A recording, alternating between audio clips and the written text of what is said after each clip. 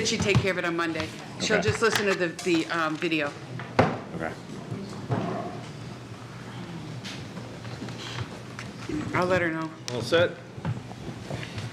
I'd like to call the Budget Review Committee to order. It's June 11th, 2026. Meeting's being held in the Aldermanic Chamber at 7:05 p.m. And the meeting's been duly noticed in 2 places, including the city's website, in accordance with the requirements of RSA 91-A:2(2). Would the clerk please call the roll? Thank you. Alderwoman at Large, Shoshana Kelly. Here. Alderman at Large, Alicia Gregg. Here. Alderman Derek Tebow is here. Alderman Paula Johnson. Present. Alderman at Large, Michael B. O'Brien, Clerk. Alderman Tim Senate, Vice Chairman. Here. And Alderman Richard A. Dowd, Chairman. Here. We have 6 here, 1 absent. We also have CFO Don Enright and Diane Mulholland, Treasurer Tax Collector. We have Attorney Steve, our City Council, Steve Bolton, and Mayor Jim Donchis. No offense, I'm not going to go through every city head department person that's here, because you're all here, but welcome. We have other aldermen here. Oh, yeah, okay, let me go through them here. What do we got? We got Alderman Jim Ravan, Alderman Trish Klee, Alderwoman at Large, and President Lori Wilshire. And I think I got everyone, right? Okay, perfect. Alderman O'Brien has a medical issue and is not here this evening, and in accordance with the rules of the Board of Aldermen, Alderman Wilshire is going to be sitting in as a voting member tonight of this committee. Okay. First item on the agenda is public comment. Is there anyone that wishes to speak in public comment? Only on items on this agenda.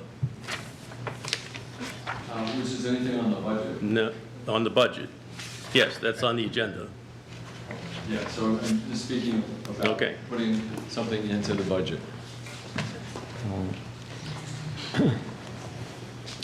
No, my name is Bob Keating. I live at 5 Coburn Woods Drive here in Nashua. On Tuesday night, I spoke about the ending homeless plan, and I wanted to start with that again. And Chris Konis, that some of you know from years, she worked in the mayor's office, coordinated that, was in leadership at the House of Representatives, and was also the president of the board of the National Soup Kitchen and Shelter, and was an incredible human being. We had a meeting at her house, which became the launching of the idea of ending homelessness in our community. And one of the things, many things that Chris said and did that has stayed with me. And one of the things she said, I'm concerned, so this is back in 2003. She said, there will be people soon that will not know that homelessness is not normal. And for those people who grew up in, from maybe the early 60s and down, we're in communities that was very few homelessness. In the larger cities, it just didn't exist. And I think her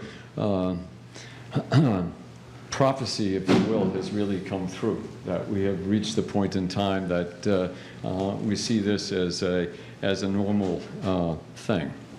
And as my sister-in-law would say at various times in family events, it's just not normal. And I hope we just keep that in perspective.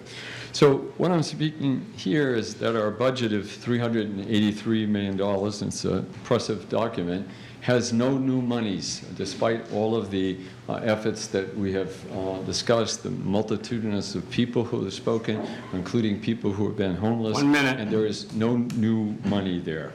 And the budget certainly reflects our values, and as many people have said, a budget is a moral document. And so with that, continue to say there's still time here that for no cost, as it was stated yesterday, Elm Street could offset the ordinance by having people not have to be living out in the woods or hiding between buildings. So I'm hoping that that would be the first thing that we'd do here, and secondly, having to walk in and see that we're looking at the infrastructure, and there was $17 million for the hydroelectric plant and the fishways, which are good things, but I think we could at least pursue having that kind of money that's available for housing people here in our community. Thank you. Thank you. Anyone else for public comment? Seeing none, move on. Communications, There is none. unfinished business, None, new business resolutions, none, new business ordinances, none. tabled in committee. I'd like to make a motion to remove from the table R-26-028, relative to the adoption of the fiscal year 2027 proposed budget for the City of Nashua General Enterprise, Special Revenue, and Grant Funds. Okay. So the motion is to remove the budget from the table, R-25-028. And I don't think we have anybody from the committee online, so. All in favor signify by saying aye. Aye. Opposed? Motion carries. I don't know, go talk to the TV guy. Oh, you know what? Because they have it on the wrong thing. Is it put on the clerk's website? Wow. You just-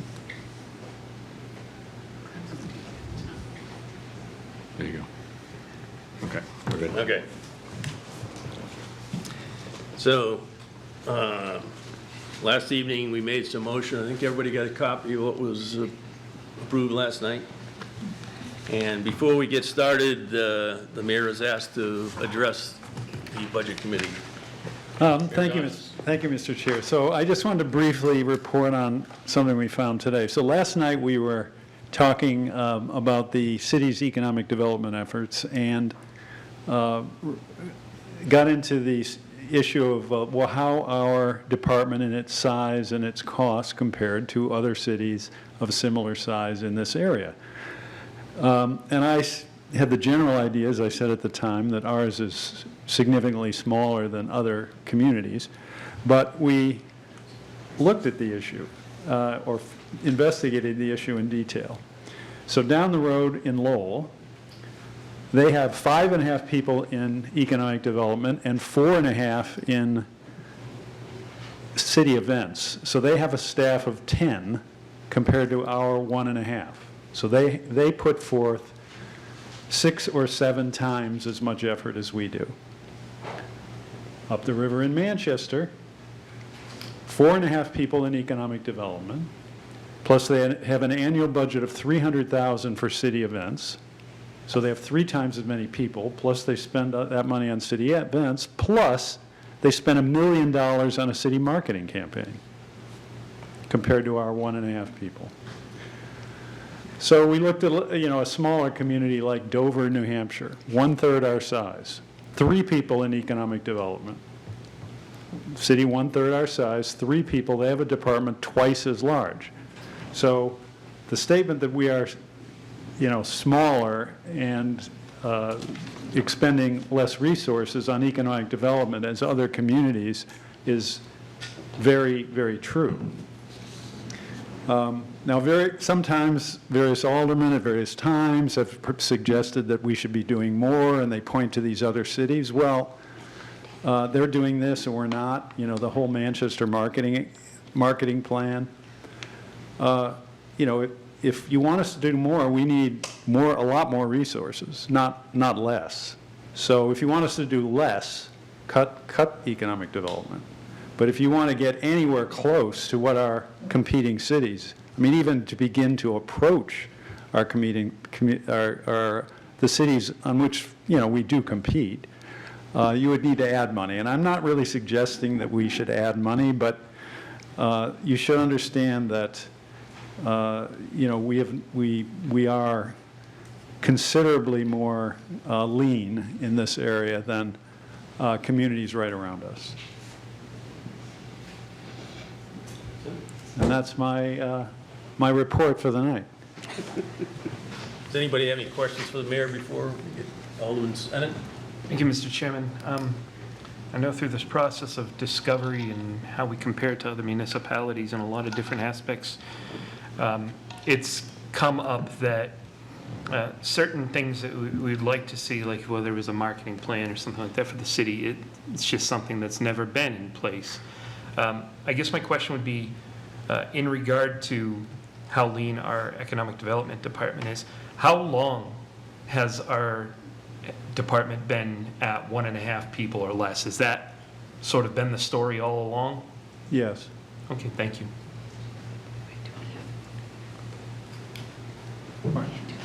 Any other questions? No? Thank you, Mr. Chair. Thank you. All right, so we'll start back in by addressing motions on the budget, and at the end of the evening, hopefully, we will address a motion to approve our budget going forward to the full board on the 23rd of this month. Any other motions? Alderman Kelly? Thank you, and thank you for my colleagues for doing some great work last night. I tracked everything, so I have fewer motions to make. But I will start with a motion in Department 152, line 51100. I'd like to increase that by $9,743, and I'd like to speak to it. You say the department once again, please. Department 152, And the amount? $9,743 to salary and wages. Line item again, sorry. Sorry, I gotta write all this down. Okay. You know, I'm trying. What was the line item? 51100. Page number? Irrelevant, we got 4 I different. don't know, I'm versions just of going this. by the script, I don't know what to tell you. We- Okay, forget the Change. page number. We had so Forget many the page different books. All right, that's fine. I'm sure that Ms. Enright will find it. Yeah. Yeah, what is it? Are we done with logistics? I'll speak to it. Yeah, I mean, Okay, I had to write it great. down, what do you want me to do? Okay. So this is to reinstate the unaffiliated wage increases that this board has worked through for a number of years. I think that we have, as a board, approved this multiple times, and I'd like to see it returned. Go ahead, speak to it. Huh? Are you speaking to it? Do you want to add something? That's what I just, what is Oh, happening? Am I living I in thought a- you just said at the end that you wanted to again speak to it, so I didn't. No, know if no, you had- that's it. That was All my, right. that was my statement. All right, discussion? Alderman Tebow? Yeah, I'm just gonna say, the mayor had a reason to do it, I don't wanna add this back in at this time. Trying to add less to the budget, not more. So it's 9,743? Mm-hmm. And what specifically on the wages, which wages for? That would be returning the wages that the city, the Board of Aldermen agreed on for the unaffiliated class of firefighters.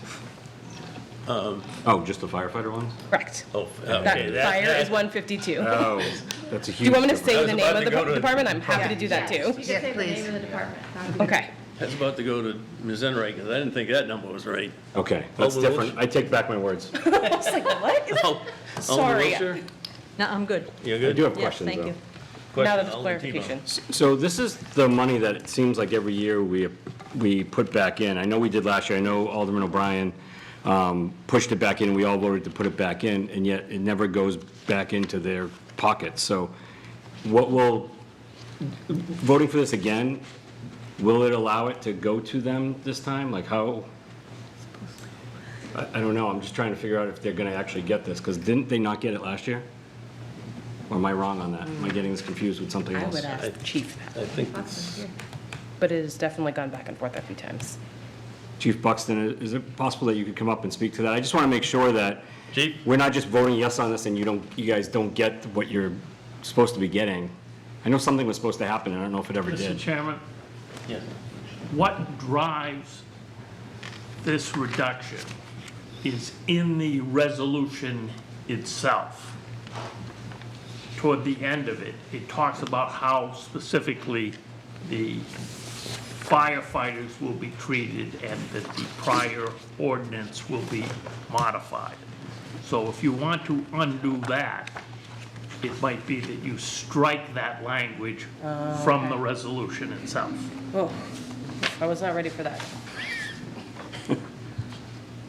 So that's probably not something we're doing tonight in the budget, though, right? We're just gonna, we can approve this and then have to fix that later? Does it amount to the same thing, or should we do it the way? If you don't take it out of the Resolution. body of the resolution, All right, the law will be changed, and whether you have it in the budget or not, they can't get that salary because the ordinance provides for what salary they will get. so, Can I ask a question? through go you to the legal, board go person? ahead. Can we pass this and then make amendments to the full budget resolution at the end? You can do it in any order you Okay. want, but That's what I would like, as because I I say, think if it's you on there. Take a don't minute. get it done right, you may not accomplish what you're trying to accomplish. I see. Understood. So, I don't know if I need that question answered now, because I think, so I guess my question to you would be, has that money gotten to the unaffiliated over the last year? Steve Buxton, Fire Chief. So yes, the ordinance we passed last year, we did receive the money for that. We have received the compensation.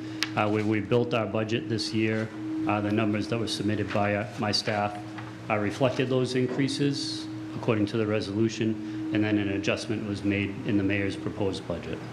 Okay, but we still have to do what legal has said. That I sounds didn't right. comprehend everything that Okay. Attorney Bolton said.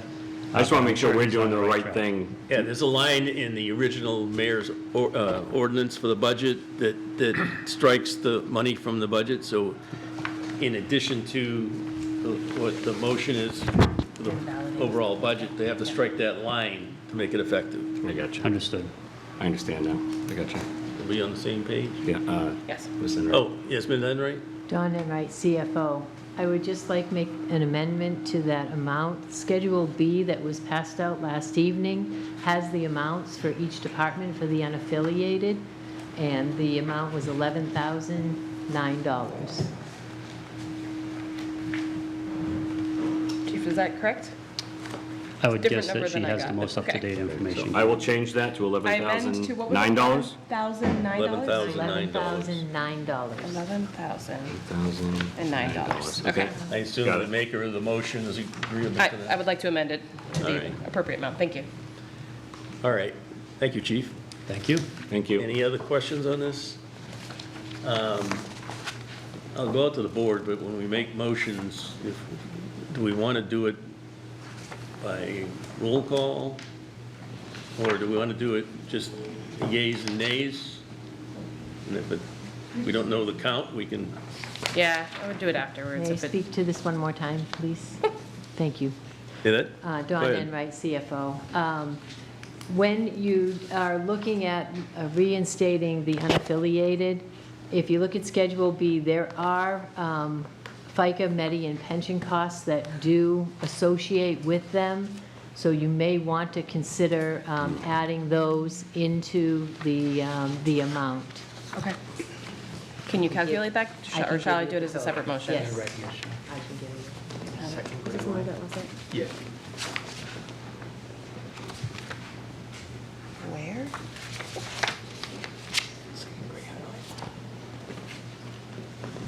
Oh, that's it.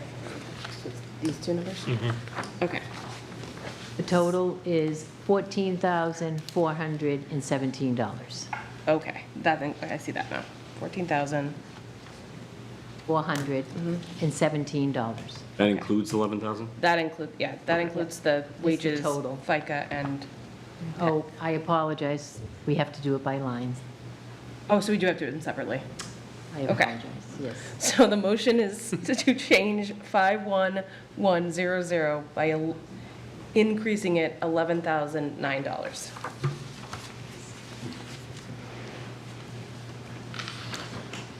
Okay, any further discussion? Did we decide how we wanted to vote? I think we said unless it was unclear, we could just do straight up. All right, I'm just going to say, all those in favor signify by saying aye. Aye. Opposed? Nay. Motion passes. Okay, so then, if I'm right. You want to do the FICA one? Yeah, so if I'm right, then the next motion is, I would like to increase under Fire Department 152, line 52100, and I want to increase it by $121. Is that correct? No. That's probably the smallest amount of budget motion I've ever heard. We have to do them separately, they're I separate know. line items. Any discussion? So 121, right? Yep. Boy. All those in favor signify by saying aye. Aye. Opposed? Nay. Motion carries. If I could? Excuse me, I Yep. apologize, that total was 160, not 121. 121 is police. Oh, 160. So we'll have to vote on that again, since it's 160 versus the 121. Yeah, 160. All those in favor signify by saying aye. Aye. Opposed? Nay. Motion Okay, carries. now that I'm on the right line.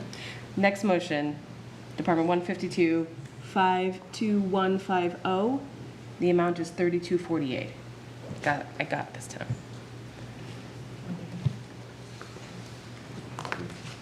What does that do? That, I'm sorry, that is to increase the pension cost to match the unaffiliated salary increase.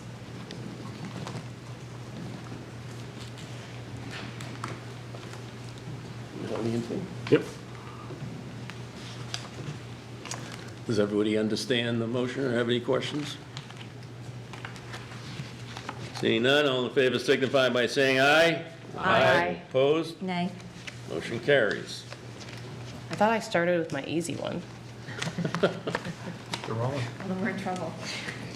I know. Okay. I don't want to take up all the time if other people have motions, but I have a few more. You want to see if anybody else has a motion? I'm looking at it. Anyone else have a motion? Well, I got a question about Oh, these question. motions here. So is that all we need to add? Because it seemed like it went from 11,000 to 14,000, but we only put like $192 back in. Do we need more?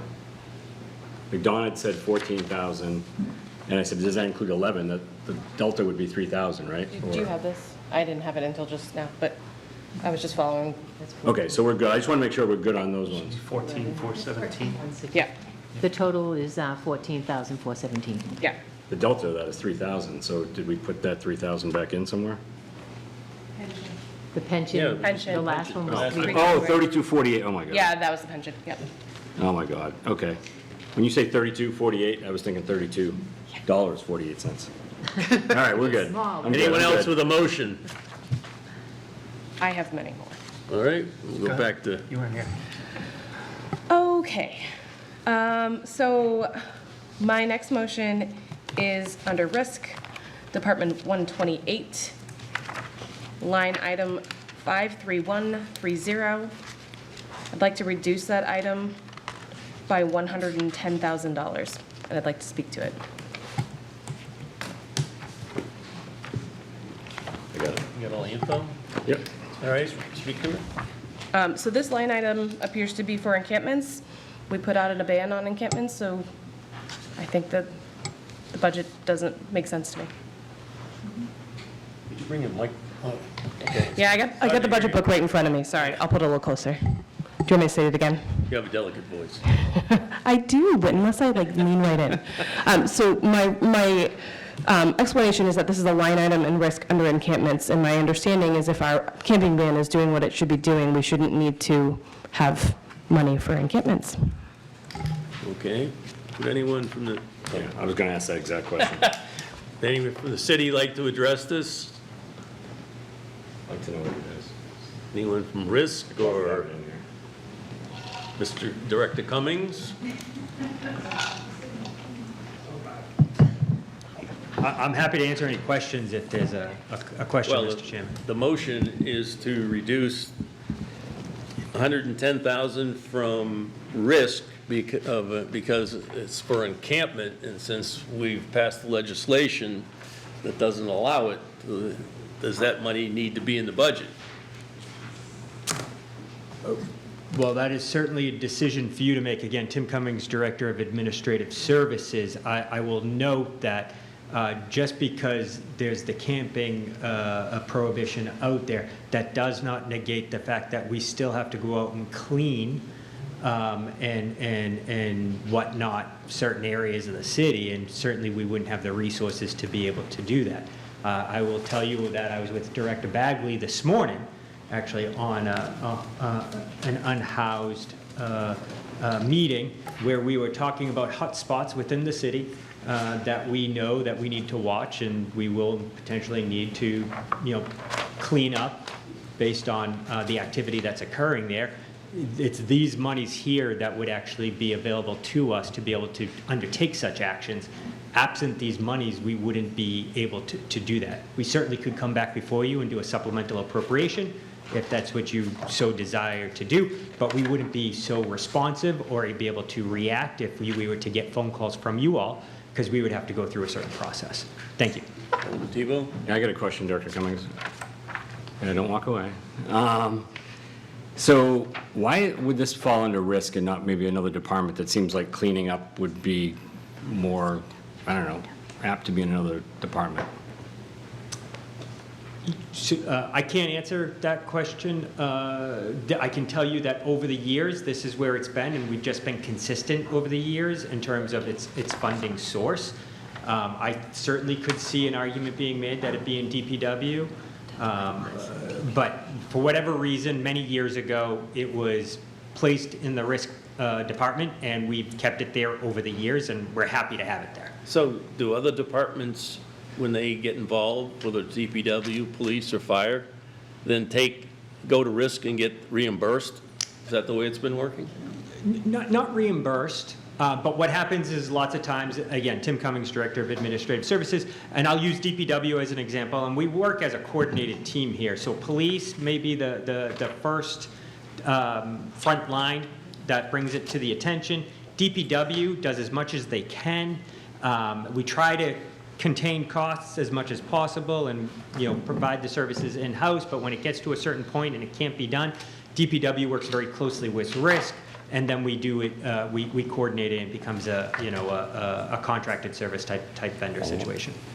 Yeah, just to follow up. So without me looking, because I'm trying to clerk at the same time, do you know how much you've used this year of this particular line item? How much? 3,000, 3,000? up to 331. And if I could, sorry. point Is of order. that accurate, or do you know more stuff coming in? I'm going to have to get back on that because I know we've done some cleanup, so I'm not 100% sure. So let me check on that. Only because, I don't want to wipe this out completely, but if you haven't used it, I'd be like, oh, well, why were you putting it on there? But if you're saying 95,000, maybe we reduce it to 95,000. This one seems secret. Alderman Johnson, you had a comment? I had a point of order that I've been trying to ask. Can I say Point it, of please? order? Okay. Nope. So You said that it's been in the budget book. I'm looking at 2025. It was not line item in the 2025 risk budget, 2026 risk budget as encampments. So it lives somewhere else, or I'm missing it. if I may, Yes. I'll address both Director Cummings? questions. It wasn't at the FY25 budget. I believe it might have just been rolled up, so it's not being displayed. And then secondly, I just confirmed, yes, it sounds like we've only spent about $3,000 this year. Thank you. So just one thing, the motion that you're making completely takes that to zero? Yes. Alderman Johnson? Well, I was just, before we had the point of order, because I remember sitting here, we talked about DPW with Economic Development Director and also Director Photo, and I had questioned about the cleanup with these encampments and the waste on the streets, and I kept worrying that we were going to have to do hazmat because of the encampments. And so yes, I did say that because we were talking about human feces. And my concern was, how are we going to do all this cleanup? So we have it in the budget, and we're not using it. So the money had to come from elsewhere when we had Director Photo and the Director of Economic Development. We talked about that. Because we were talking about the area. It was first Main Street, and then we were going up West Pearl Street, and we were going all over the city, and a lot of us were concerned with what specific area were we going to clean up. Yeah, that money that we approved for that cleanup was for a small area for till the end of the year. Right. So, But that's what, if we're talking about that, we're talking about the encampment money too, so this is not going to be used at all, so we have money elsewhere if we needed to do any of the cleanup. Yeah, I think I that's just fair. want to make sure before we vote to remove this from the budget. That's all, because we went Follow up, around the Director world with Cummings? this. Yes, thank you. I think that's fair to say. I'm not exactly sure how those monies were appropriated and if they were limited to be in a certain area, but absent that, So I think you might want to check on that before you go too far. I also just wanted to add, I wanted to just check this. When we do a cleanup, there's a chance that it gets prohibitively expensive because we are removing hazardous material at certain points in times, and that's one of the reasons why we use a vendor. It's not uncommon if we're doing a cleanup for it to run in the $25,000 range. So I just want you to be aware of that as well. So, it sounds as though last year we didn't necessarily go in that direction because we were able to do it in-house. As I said, we try to do it in-house as much as possible. But when we have had to contract out, it can go from a $10,000 to a $30,000 type expenditure for a single cleanup. And so when we have done it, we've done 2 or 3 a year. Thank you. okay, I got Alderman Gregg, and then Alderman Kelly, then Alderman Clee. Thank you, Mr. Chairman. I think, in looking at this too, for 6 months of this, we did not have a camping ban.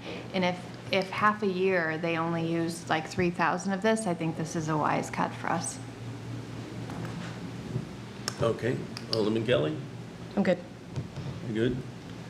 Yes, Alderman Clee? I'm not commenting on the 110, that's not my comment, but to the query about the money that was used for the cleanup, if I remember correctly, we had a very specific area, including the Yes. streets, That's Main downtown, Street and so on. So that money cannot be used because it was very specific location. That's the only comment that I want to make. I'm not commenting on this 110, one other. Okay, Thank you. Alderman Tebow? Thank you, Mr. Chair. Yeah, and that wasn't for cleanup for encampments, it was cleanup for just the riverfront and Main Street. So that was, to me, that was different than this. I mean, I guess we can risk, supplemental appropriation if we need the money. But I think we have to, if we vote to take off this money, and so part of the encampment that was cleaned up, the Mine Falls the Mine Falls Committee did a lot of that cleanup themselves, which again takes away the money that the city has to spend on that, right? If an encampment's somewhere else, it's not maybe Greeley Park or Mine Falls, that's when the city might have to step in and do the cleanup. We're lucky to have such great committees and community people that come out and help us clean those 2 areas, right? So I think that's probably one of the reasons why we barely used any money, because I think the Mine Falls people really came out and did a great job there. But that being said, there could be another time. I'm okay with voting with this if we're okay that if sometime in the year we need to make a supplemental appropriation because something has happened that's been out of our control and we need to clean it up, that we're okay doing that. And if we're okay doing that, I'm fine with this cut, I'll vote for it. But I just want to make sure that we're thinking about that if it comes up, and we're making sure that we do what's necessary if that happens, and we don't just say, well, we're not going to make supplemental appropriations, just push that aside. We want to make sure, maybe it's only 25,000, and we've saved ourselves still 80, 90,000, 100,000, right? So I think I will support this if that's the mindset we have going into it. I have a question for Director Bagley. If there's hazardous material somewhere in the city that needs to be addressed, does that fall under your division, and do you have funding to do that? And if not, who cleans that up?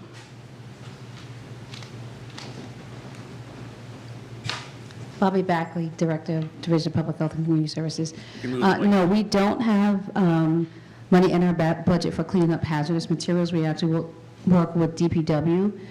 I also want to speak to, I think that amount that we were looking at for the cleanup wasn't just for debris, it also included campers and those things as well. I think that is why that number was higher, because the impounding or the moving of those campers was also included in that amount.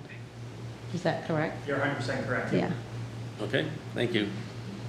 And did you have something, Director? Well, no, I just wanted to echo and follow along with what Director Bagley said to make sure everyone understands that we get asked from time to time to remove campers, abandoned vehicles from the roadway, and that was the monies we had identified to use to tow, and then if they're campers in particular, we have to remove them and dispose of them as well. Sure. Thank you. Alderman Tebow? Yeah, that brings up another question for you, Director Cummings. So if we only used 3,000 last year when it was, Camping World out there with the campers, and there was a lot of them that, a good amount that we had to move. If we only used 3,000, and we're pretty much, for the most part, cleaned up now, there might be one somewhere here and there throughout the city, wouldn't we say we still wouldn't need a ton of money to do that? Like, So I just want to be clear, the reason why we were able to avoid using some of the money is because we actually were able to have the owners move the vehicles or charge them for the vehicles being moved because they weren't abandoned. But there was a couple that we did have to move, and I believe we ended up having to pay for it. Yes. okay, Thank you. thank you. That was the same You're all question I had. set? Okay, any other questions on this? I'm inclined to go along with this, but I think we ought to keep in mind that if we do have issues during the year, we may have to do a supplemental appropriation to cover some of the expense. I think we've significantly reduced, because of the legislation we passed, I probably would have preferred that we, instead of cutting like 110, that we cut 100, but I'll go along. Alderman Wiltshire? I too am of the, I'd hate to cut that line, that 110 completely. I'd be okay with a lesser amount, but I'm not going to support the 110. Yeah, I think I may lean that way. I can support amending it to cutting it by 100,000, leaving 10,000 in there for rapid response. All right, so the amount is reduced from 110 to 100,000 in the motion. Any other discussion? Seeing none, all in favor signify by saying aye. Aye. Opposed? Nay. Okay, that passes. Any other motions? Alderman Johnson? I'll Thank take a you. break, I have a couple more. I'd like to make a motion to cut the administrative services, which is on page 60, the bottom line, by $1.5 million. What's the line number, please? It's not a line number. Oh, It's just the bottom total line? expenditures, For which, I'm sorry, administrative services. Department? The whole thing?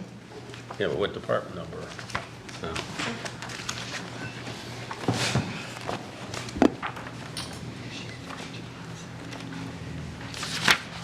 Administrative services, Department 42.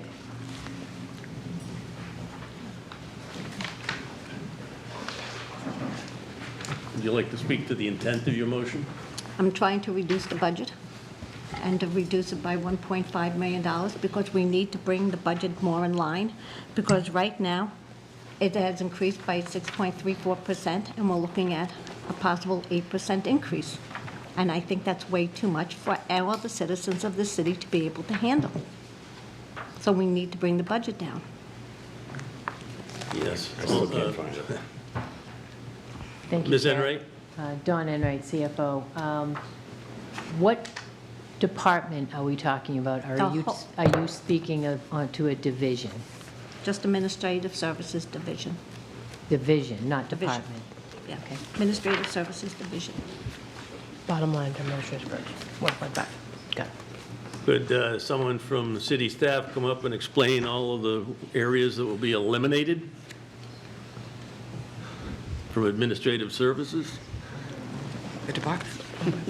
This is Department 106, right? There's no department, she's saying the whole 106, it division. wouldn't, there's not even 1.5 The million. whole thing? Oh, Lord. If The I whole may, Mr. division. Chairman.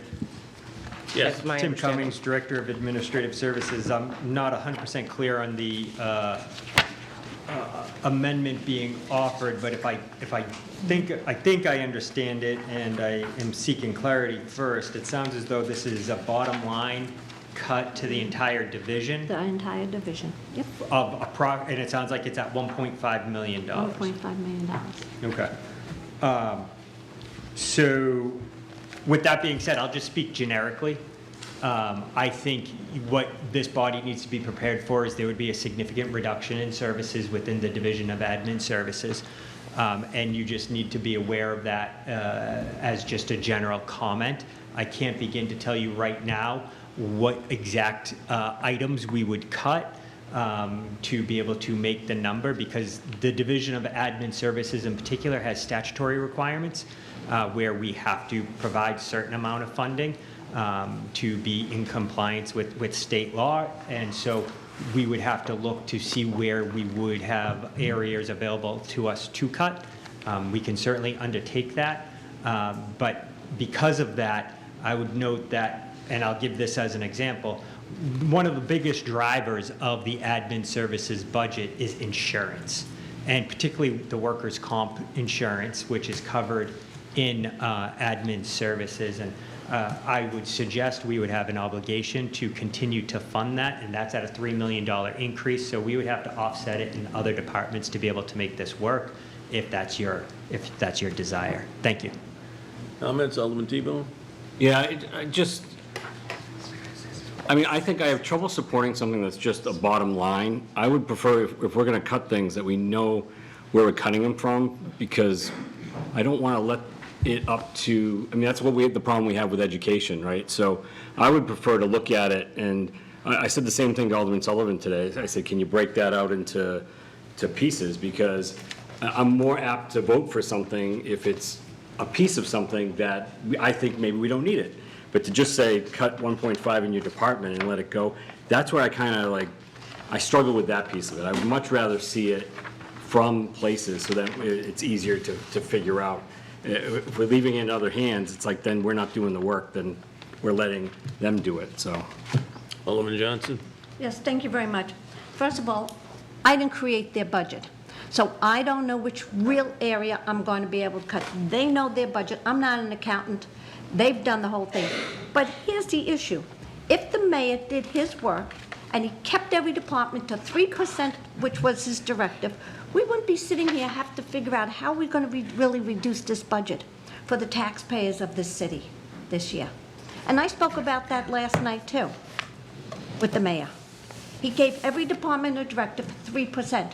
How many came in at 3%? Maybe 1 or 2, and that was it?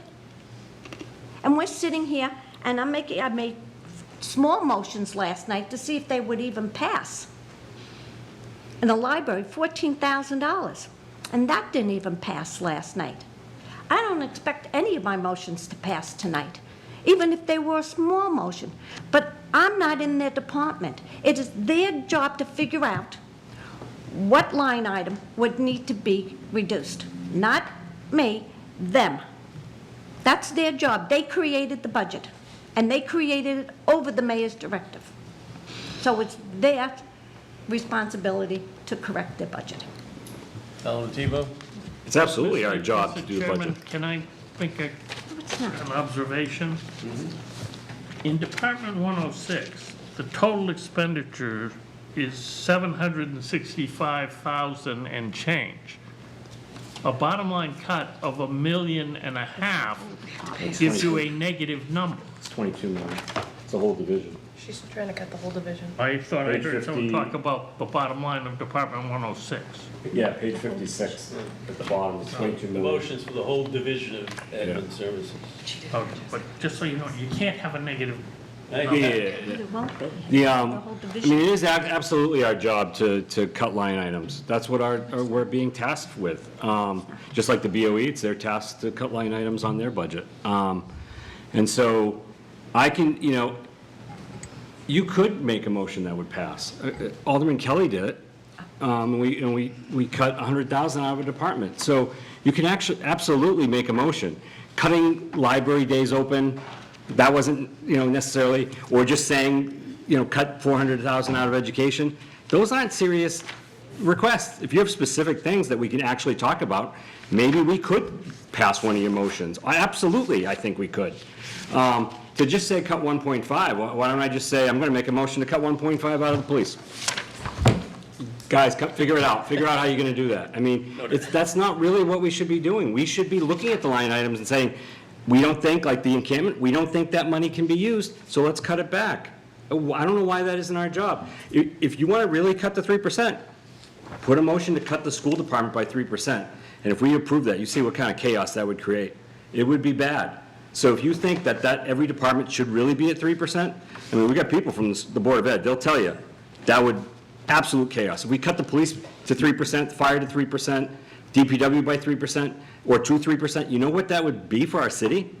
It wouldn't be a good, the services would not be maybe happening like they should be. And then you'd be getting calls all day saying, why isn't my street being plowed? Why aren't there any cops on my street? Why is this not happening? You would get it. That's just the facts. I don't know,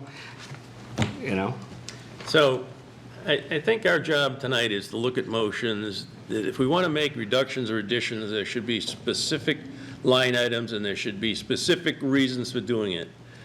I don't think a cut just to say we're reducing the overall city budget is a valid reason, because you're not taking into account what's being reduced and cut.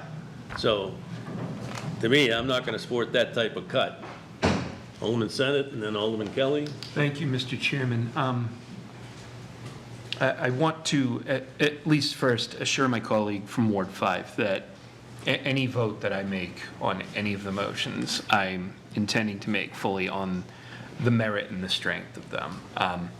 I myself moved $137,000 out of the budget last night. Again, small, drop, we call them drop in the bucket motions, but I can certainly be in favor of those. I can be in favor of more, but I struggle, because I am an accountant, with bottom line cuts, because our biggest lament every year, this is my third budget, every year we lament the fact that we don't have this line item authority over the school department's budget, and that's our biggest pain point in doing this. The rest of the budget we do have line item authority on, and I know everything that I have here is line item. I know many of my colleagues have brought forward line items. That's where we think we should, that's where I think we should be making these cuts. Especially with administrative services, who is a department I'll fully cop that I pick on a lot. There's a lot within administrative services that if we just did a blanket cut and left them to adjust, we put at risk. One of the things that pops up, and I know people say, oh, it's just because it's in your ward, but we have the Arlington Street Community Center that falls under the Administrative Services Division, and a couple of years ago, we accepted a grant for that. That was essentially to be forgiven so long as we continue to use that facility as a community center for the next, 5-10 years. If we were to make a blanket cut, left it to the will of what we can and can't do to, distribute those cuts, and then that winds up shut down because of other things that we have to, we're on the hook for that X million amount of dollars that we were granted. We have to pay it back. Those were the terms of the grant. And so this is why I feel like we need to be really cautious and really careful and really deliberate about the motions that we're making. I'm happy to make cuts, because I agree that this budget is huge. We just need to do it the correct way. Thank you. Alderman Kelly? I had a wow, I can't speak, logistical question through you to Corporation Counsel. I don't even know where I stand here, but if we were to make a bottom line cut, then the budget's not finished. So what happens then? Does that division have to come up with what they would cut, and then we have to approve it at the full board? They would have to allocate the money, I don't think it would necessarily require further action by the Board of Aldermen. Okay, so the bottom line would be enough. They would just have to abide by that. Well, I mean, you can't create a situation where you're forced to do something that contradicts state or local law. So, for example, obvious things are, you've got some bargaining unit employees that are covered by collective bargaining agreements. You've got unaffiliated employees that are covered by the ordinance that you folks passed that is to be modified by language in this budget resolution. But it's not being modified to take those people down to no salary at all. It's being modified to take them down to some extent. You have to pay those. That's the law. It's the law you passed. It's the law of the state statutes concerning collective bargaining agreements. So you can't take it down so much that that can't happen. I can't speak directly to, this division, but there may be other federal and state mandates that have to be adhered to. So if you don't allocate enough money to take care of all of those things, the city could end up in violation of the law. I don't think you want to be in that situation. So it does seem like you risk that when you're pulling out big numbers without knowing exactly if the obligations can be met with what's left. Okay, thank you. Alderman Clee? Thank you. I worked for the Department of Veterans Affairs. I was in fiscal and finance. I dealt with budgets. I worked for them for 20-plus years. And when we made department budget cuts, we made them line item by line item. And the reason for it was I worked very closely with the director. I worked with the chief fiscal officer and so on. And the reason why we didn't just tell them cut 1.5 off the bottom line is because we wanted to ensure that because we would look at all the line items of the budget and we would say, we want to cut this, tell me why we can't cut it. We would make them justify each item. If they couldn't, so to what Attorney Bolton said, we're telling them 1.5, but do we really know that they have 1.5 in applicable cuts that would not create the problem that was just brought to us? So I don't think that we should be doing bottom lines. I'm not on your committee. I'm just telling you that, it was mentioned that we do this to the school department, but that's because of another type of agreement with it. We should do each line item. We should look at their budget, and I know you all have done that, as have I, and look at each line item and then question and say, I want to cut this and make them justify it. And then the board can, the committee can determine it. So thank you. Alderman Johnson? Yes, question through the chair to Attorney Bolton. When does this budget have to be passed by? August 1st. August 1st. And you can extend it if you need to, past August 1st. It's been done before. Yes, It it has violates the been. law. But it was done before. It's in violation of the law. But we were on the board together when that happened. We didn't pass I it till kept voting October, to pass the budget, but but we did. other people who voted against it were willing to let it violate the law. So the reason I'm asking that is that there's no rush that we have to pass it tonight because, Mr. Chairman, you said that hopefully we pass it tonight. So we have up until August 1st that we can sit down and go through the budget even more and work on it. So there's no rush tonight. It'll depend on the vote of this committee, what we do tonight. Right, I got it. But there is no rush if it doesn't get passed tonight to send it to the full board. We have up until August 1st. Well, then then it goes to the full board, it gets extended even further. You're still in violation of the law. I don't think we want to go there. So that's a hypothetical, so we'll see what happens. But Alderman Senate? Thank you, Mr. Chairman. Through you to Attorney Bolton as well. I apologize for putting you on the spot tonight. So in consideration of this motion, the mayor's proposed for the total division is $22,627,326. suppose this passes, and suppose at the end of this meeting that the board, or this committee, elects to send this budget to the board for final consideration. With that in mind, without the breakout of what that $1.5 million cut looks like, is the division on the hook to have that breakout prepared by the full board meeting at which this would be voted on? There's no requirement for that. I mean, if you ask for that, I'm sure they would endeavor to do so, but there's no law that requires that. Well, thank you for that answer. And the reason I ask that is just because the other concern that this brings up, and again, I don't have a crystal ball, I don't know what's going to happen at the end of this meeting, but if this were to pass, and then if we sent this budget to the full board as is, and those $1.5 million in adjustments aren't made, then, in my opinion at least, we have a very non-transparent budget, because we have a bottom line number, but no clarity and no information to share with our constituents or the folks out there who watch this budget process, how that breaks out, how much of that money that's left now, that 21 million that it would be, will be allocated to assessing, would be allocated to human resources. And so I think that's a concern, especially with how hot of a topic transparency is in the city and all the discussions that we have in and around that. And for that reason, again, I would just like to see cuts proposed be detail oriented. Thank you.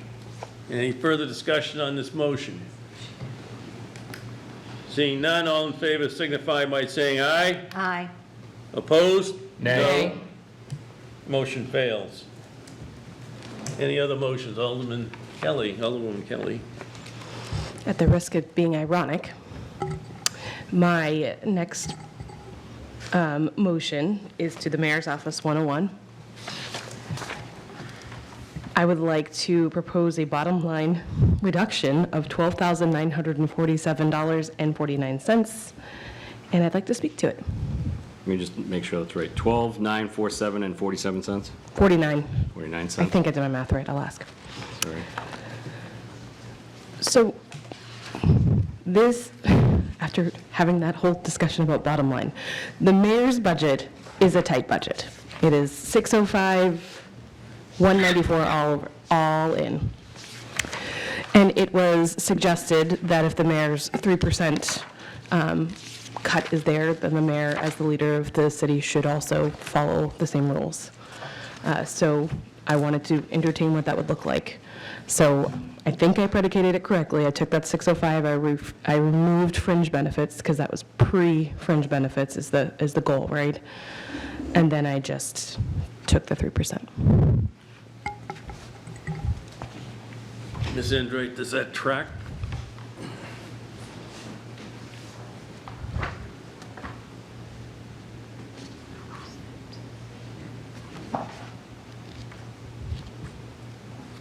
While she's looking that up, Alderman Gregg? Yeah, while she's looking that up, I just wanted to ask my colleague, I can talk directly to my colleague, I have to do it through you, through the chair, to Go my ahead. colleague. Maker of the motion. Would you, because he set this goal before we knew what inflation rates were going to be, would you consider changing that instead to like 4.2%? Because that's what the inflation rate is now that we're looking at. Because right now, what we're looking at is, with the budget that we have and taking into consideration the 4.2%, we're really only 2% higher than that overall, which is like 5.8 million or something. So I just wondered if we were going to consider a cut, if we would make it a little more reasonable and match the inflation. I'd entertain that, but you'd have to do the math. One other thing, when you have the total budget of the mayor's office, his salary isn't involved because he's an elected official. So I'm assuming that a cut like this is going to mean somebody would have to be released. I don't, if I could respond to that. Yes, go ahead. This is why the bottom line conversation was very interesting, right? Because the mayor's budget beyond salary and wages is really only $15,850. And so if this motion were something we wanted to pass, they would have to make decisions on where that comes from. And saying it has to come from salaries because they're unaffiliated, then that's, you know, a $15,000 reduction. That's not a full-time person, but that's a whole thing they have to look at. And then it gets into FICA and pension and all that fun stuff. You want to talk before Megan comes in? Yeah, because I might actually ask a question to Megan. Okay. In my question, it may end up being she has to answer it. First, I'm not going to support, again, any overall line item. I need to know where it's going to come from. We're having the same situation we had in the last one, even though this is smaller. That's why I said it was ironic. What? That's why I said it was ironic. I don't get it. I don't know why we are allowed to make line items. That's what we should be doing. But my question to Ms. Karen is, these interns, we haven't had them before, or in a while. Is that something, that's 4 interns, right? So, for the record, Megan Karen, Chief of Staff. I had explained during our budget meeting on the April 16th that the money you see in the intern line is actually supposed to be under wages, elected officials. Gotcha. Sorry about that. That's okay. That was a while ago. But you are correct. Last year we cut, I think it was last year, we cut interns. We no longer have interns. We cut that by $10,000. Okay, thank you. So with this potential cut, what would you be looking at cutting? So how would this impact the mayor's office? So, I mean, obviously, as Alderwoman Kelly said, the mayor's office is one of the smallest budgets. I can say that in preparation for this proposed budget, we did cut 12.4% of the non-salary and benefit expenses, which is $2,250. So that's not a lot, but it is 12.7 or 12.4% of our total non-salary expenses. So, I mean, yes, you're kind of hamstringing our office, to be honest. It's very hard to run the day-to-day operations of an office with. But, I mean, I'll certainly speak to any line item cuts that the Budget Committee would like to see. Yeah, so I think, again, this is the easy way out. I can just say, hey, Matt Sullivan, cut 50,000 out of your budget right now, like line item, instead of actually looking at it and going, is this what we need? Is this what we not need? So I'm probably, no line items tonight, whether it's small or big, I'm probably gonna, no totals, bottom lines, am I gonna probably support? We got rid of the Stratcom, even though, and I said it last night, Alderman Kelly advised you to go with contractors, you did, we still denied it. The mayor's office, those are small offices, so are we at this point talking like getting rid of your supply budget? Are you going to Donna trying to get a highlighter because you don't have one, or a pen? Like, is that where we are with that kind of money without going into salaries? Well, for the record, Donna's always welcome to share any highlighters, You'll give her or a highlighter? I actually learned a few weeks ago that she still has a typewriter. So we're always learning something new. Wow. And our office does have 11 by 17 paper, which I've also learned is kind of a hot commodity around City Hall. So just a little glimpse into daily operations. Yeah, it's tight. A cut like that to our office is not the same to PD or fire or DPW. So, yeah, again, I'd be happy to speak to any line item cuts. Thank you. Okay. Alderwoman Kelly? Thank you. I did consider taking it out of line item 5100. If that's where it came from, how would you accommodate that? 511. That's your wages, full-time? Well, we'd have to reduce staff. But nobody's salary is $12,000. No, but we wouldn't have enough to pay the staff. So, I guess we would have to look at a part-time position, but. Could I follow up, please? Follow up? I did not follow your intern conversation. Are you saying that the interns went away completely, or they moved to the elected officials? Yep, so if you look at 51,403 wages interns, and then you look below 51,500 wages elected officials, and you see that flip-flop. What, can you be just clear? Sorry. Yes, I don't so understand. 51,403 is proposed for $149,013. It's actually the mayor's salary, which Okay. should be in 51,500.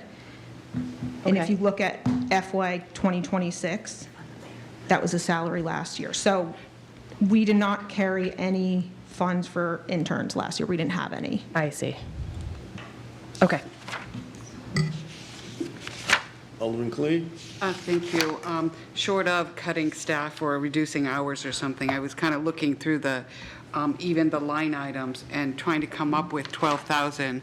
I mean, there's $7,000 in other services, which is telephone, cellular, dues, memberships, mileage, reimbursement, conferences and seminars.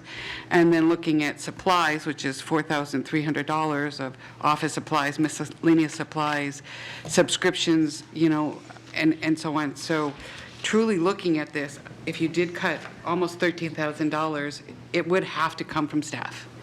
And it would mean reducing staff hours, you know, not necessarily a full FTE, but you'd have to take someone from a 40-hour job to maybe 30 hours or something. Am I correct with that? Correct. Yeah. Alderwoman Gregg? Thank you. As much as I agree with and appreciate the accountability piece on this, hearing what Ms. Karen said, and then also looking kind of at the budget and seeing I was doing the same thing, where could we cut this, or where, I just don't think, unfortunately, we can do this. I think it's something, you know, to have a conversation about maybe, but I don't think that we can do this. There's no way to bring that down, unfortunately. Prices have just gone up so much. Alderman Senate? Thank you, Mr. Chairman. I have 2 points. First, to Ms. Karen, while you're still at the podium there, considering I guess it would be an error with the mayor's salary being reported in interns. I don't have it on hand. Is that something that we corrected in the goldenrod copy, or is that an adjustment that still needs to be made?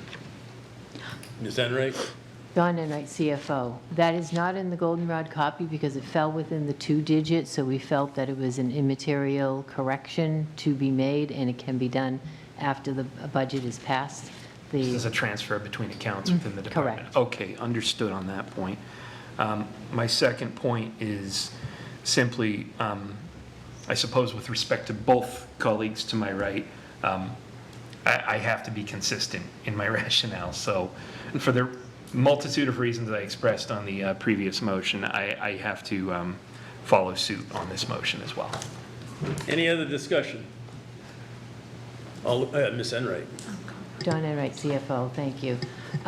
In doing the calculation, a 5% increase over the 26, there should be a reduction to this 605,194 of 5,415.35, if that is the motion at hand, not the 12,000. How did you calculate that? We calculated 3% off of the 26, subtracting the fringe benefits. So you calculate the 3% from that, add it to the total of the 573,916, and that is the amount of 3% increase. Then if you subtract that from the 605,194, you come up with the 5,450. 5,400. 415. 415. Still can't do it. Okay. Are you changing your motion or leaving it as It's not gonna is? pass. Just call the All right. vote. If there's no other discussion, all those in favor signify by saying aye. Aye. All those opposed? Nay. Fails. Any other motions? Alderman Johnson? Yes, I'd like to make a motion, and no one's going to support this. I'd like to make a motion with the school department to cut the bottom line by $4 million. Which one? School district. Department. And I'd like to, if possible, to have Dr. Andre come up. I see he's in there, in the audience. I'm here as well. Yeah. I'll let Dr. Andrade, you want Crystal, or when the question comes up, you decide who to answer. Yeah, Mario Andrade, Superintendent of Schools. Good evening.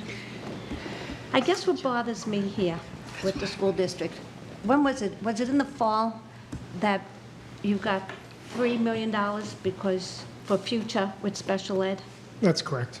Okay. And the board never had any kind of restrictions asking you or any guidelines asking you also to please keep us informed how the money was going to be spent and how long did you think it was going to take to spend the money, the $3 million?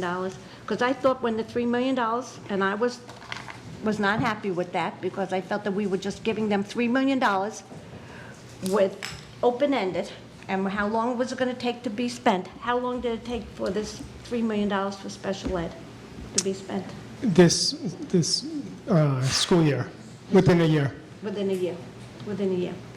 And what is your plans now to make sure this doesn't happen again with all the money that you're getting in this budget to ensure? So ensuring, I want to be clear, so this is students who have IEPs that we're supporting. So once an IEP is signed, we're legally obligated to provide those services. So, and what was happening and continues to happen, and we need to be clear, is that a lot of the money is spent on contracted services, on positions or people that we don't have. So we're hoping this year, coming forward, is that we're recruiting and retaining more special educators and paraeducators. We're also looking at, in the last month, you heard about our reconfiguration of our classrooms so that we're able to put students in different classrooms that we're able to provide better services. But again, this is all special education related, that we're mandated to provide those services. And I get that, because I've sat on the board twice. And the reason I'm asking all this is because, and last night I spoke about the $400,000 that was given for that second study. And in the process of study 1 and study 2, nothing has been done to change anything with the school, basically. You still have a school that we have to do maintenance on the school that's open, that's falling apart, basically. We all know which school it is, Mount Pleasant. We've talked about that extensively when I was on the board, and we keep doing studies after studies, and nothing is, I don't see anything being done. And people ask about this. Our student population is down to 9,500, plus they're looking by 2030 it's going to be maybe 8,200 students. What is our plan? We keep giving more and more money on it's almost, and the population is dropping, and people say, how can you need more money? And I get it with special ed, because I've been on the board and I've heard everything all along with special ed, and I went along with a lot on the board. I was excited about this study that came through, the first redistricting study, because we had a redistrict for the middle school, and we held back on the elementary schools because we felt it was too much at one time. But yet, when your population is dropping and your costs keep rising, where are we looking to control the cost outside of special ed? That's a given, because the federal government, and I said it the other night to Mr. Hoffman, I turned to him and I said, you know, the federal government was supposed to pay us 100%. They never did. We're what, about 30 to 40% that the government pays. We've got 2 ex-governors that are in Washington. Why haven't they been fighting for special ed to get them more money? Because it would take the burden off of us, the taxpayers, if you got the federal end of this. Even if you got 70% of it, it's still better than what we're getting now. So I have a hard time with this, and I know with the special needs kids, you know, that's a whole different ballgame. But what is being done in the district to make the adjustments for the declining population? Because in another, with 2026, and another 4 years, we can be down to 8,200 kids. And we should be starting to make that adjustment now to prepare ourselves. We've got a middle school that doesn't have most of the kids in it. Alderman Johnson, we get a specific question? So that's basically my question. You know, because, you know, you see it. A lot of people haven't been on the board and seen it firsthand. And so that's what I'm trying to figure out here. I'm making a motion to reduce the budget by $4 million. I see the declining population. What are we doing, keeping all the schools open, that we can't afford it anymore because of declining population here? That would help. If I may, Mr. Chair. Yes. So a couple of quick points. We are doing work, and we have a changing population. So in a couple of weeks, I'm going to be proud to actually present some of our academic data, showing that we're making progress over the last 4 years. We also know over the last 4 years, we settled a DOJ settlement because we have a change in our ELL population. So over the last 3 years, we added about 30 ELL teachers, which was needed. This year in this budget, we're reducing approximately 52 positions. So we are changing, and what's going to end up changing this year and moving forward is that the reduction in our teaching force will come from regular ed teachers. So, and specifically at the high school, we'll start looking at, do we have a comprehensive high school moving forward? Our elective, our arts, our CTE programs, we are obligated to provide a minimum basic education, your English, your language, your English, math, science, social studies, and so forth. But we are really proud of the comprehensive programs that we have, and we want to maintain that. This year, if we made no cuts to our budget, we'd be at an 8%. We've already cut millions of dollars to come in at the 6%. We, again, eliminated about 52 positions. Another $4 million. We need to have those teachers in front of our students. We have about an average class size going into in September, about 20 students per every teacher. If we eliminate another $4 million, that is going to come from other areas, and it'll be extracurriculars. It'll be our sports, before and after school programs, administrators, custodians, technology, plan ops, but they will not come from teachers because we need teachers in front of students. We will decimate our program. But I want to be clear, we are making progress and we are moving forward with our student achievement. And again, this year we already eliminated 52 positions. Alderman Tebow? Thank you, Madam, Mr. President. Man, I'm sorry, I'm bad. So I just want to say to the people raising their hands, Alderman Dowd's writing a list. He has an order of everyone on there. So don't worry, you guys are going to be, everybody will be called. So I will give mad props to Alderman Johnson because I said make a big cut. She made a big cut, so I'll give her credit. I mean, I respect her for doing that. I don't agree with it, and I won't vote for it because it's, again, I mean, it's a bottom line where we actually don't have bottom line. So, you know, this is more appropriate, I think, than some of the other cuts. So, but I want you to tell me, what would losing $4 million look like in the school system next year? Because obviously we can't really close the school tomorrow or let go more teachers because they probably already signed on for the fall, right? You know, I was at the school today for a presentation on AP history, from the history of Nashua, Volume 3, and I thought the kids did a great job. But I talked to a parent there that said, you know, my kid's upset because they lost their favorite social studies teacher because she was on the young side, right? So she was only been there a couple of years. I don't mean young in age, but young in term. And so, you know, it's terrible to hear, right? So, so what would $4 million look like if we just took that out of your budget right now? So to be clear, we will not eliminate any teachers because by contract and by law, we need to notify teachers that they're going to be not returning by the second Tuesday in May. It's like the second week in May. So we already reduced, like we laid off teachers, and then based on our schedule and our enrollment, we called some teachers back because we need a third grade teacher. We need a high school teacher. So we looked at our master schedules at the high school, our middle school, and our elementary schools, and we come up with a ratio ensuring that every 20 or 24 students has a teacher in front of them all the time. Again, at the high school, we eliminated about 17 teachers in each building. And that was mostly your electives, your social studies classes, some of your art classes, your math, ELA. We changed the schedule at the high school to ensure that we still can offer a comprehensive program of studies.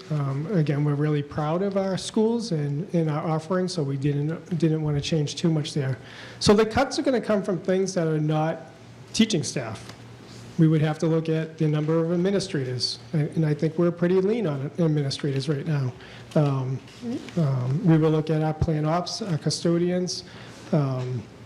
Again, I don't want to say this because this would be horrible.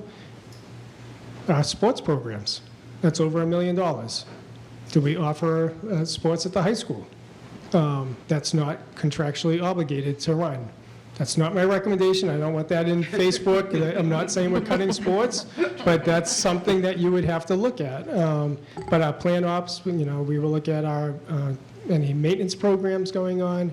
We would stop any kind of technology programs, but the following year, we're going to be asking to make up those gaps. So it would not be teachers, it would be all the other areas, but $4 million would be really difficult. I thought, again, when we presented our budget, we were trying to be responsible in saying this is our minimum. We didn't come in higher, any higher, but we went in with a number of cuts already. To Ms. Johnson's point, I think a conversation about closing a school is going to come up. It's about a $1.7 million savings, but again, I think that's a community kind of conversation. We're hoping to have a lot more community conversations between now and September, October, so that the community is prepared if we should do so. But that's why we did not eliminate building this year, because we would think we would possibly use that savings next year. Follow up? Dr. Henry, in the end, though, the final decision on what gets cut, if the $4 million were to pass, would be strictly up to the Board of Education. That's correct. A follow-up to that. Follow-up? Follow-up comment, just, so, again, I mean, I don't want you to cut sports, my kid's got one more year. But I'm not saying that. I'm just like, those are the things that you would have to be drastic. That's exactly what I want you to say, because I want you to tell us how the impact, so you're up there, you're fighting for this $4 million now, right? So you're up there saying why it's important that you have that $4 million in your budget. If you have trouble saying it, then people might think, oh, okay, we don't need that. We can give the $4 million. You're up there. You're selling it, right? You're selling it to us. And if those things are in jeopardy of getting cut, we need to know that. And that's why I asked that question. I wanted to know what the impact would be. And I think you said up here at one point, if you had, I think I asked this question to you, if you had to go to the 3%, what would it look like? And you said nuclear. That's what you said. Absolutely. So thank you for that. I appreciate that answer. Okay, I have Alderwoman Kelly. Thank you. And I want to thank the school department for all the work they did. I'm struggling with the conversation around this because they have done a ton of work to communicate to us what they're going to do. And they were one of the few departments that said, we're going to reduce our staff to do what's right for this budget season. So I understand that, they are the biggest budget, and we were telling our colleagues, like, make a bold move. But I think that they've reiterated multiple times why they did this the way they did this. They've talked about what would happen to their budget. They have a study going on right now. They actually just in ad hoc explained to us when they're going to make some decisions on what school buildings are going to close. So I think we should vote on this and stop making them dance. Alderman Johnson? Yeah. They did present a study. We had a study back in 2023, and we knew what had to be done back then. And now we're at this point now that even back then we knew where we were going to be with the student population. And I'm not asking to cut teachers, but administrators, how many administrators do we have to the student population at this point? We have about 50 school-based administrators, about 10 directors, 2 assistant superintendents, 1 superintendent. So in total, about 70 administrators, which again, I think is a lean staff. All set? Yes, I'm all set. Alderman Clee? Thank you, Mr. Chairman.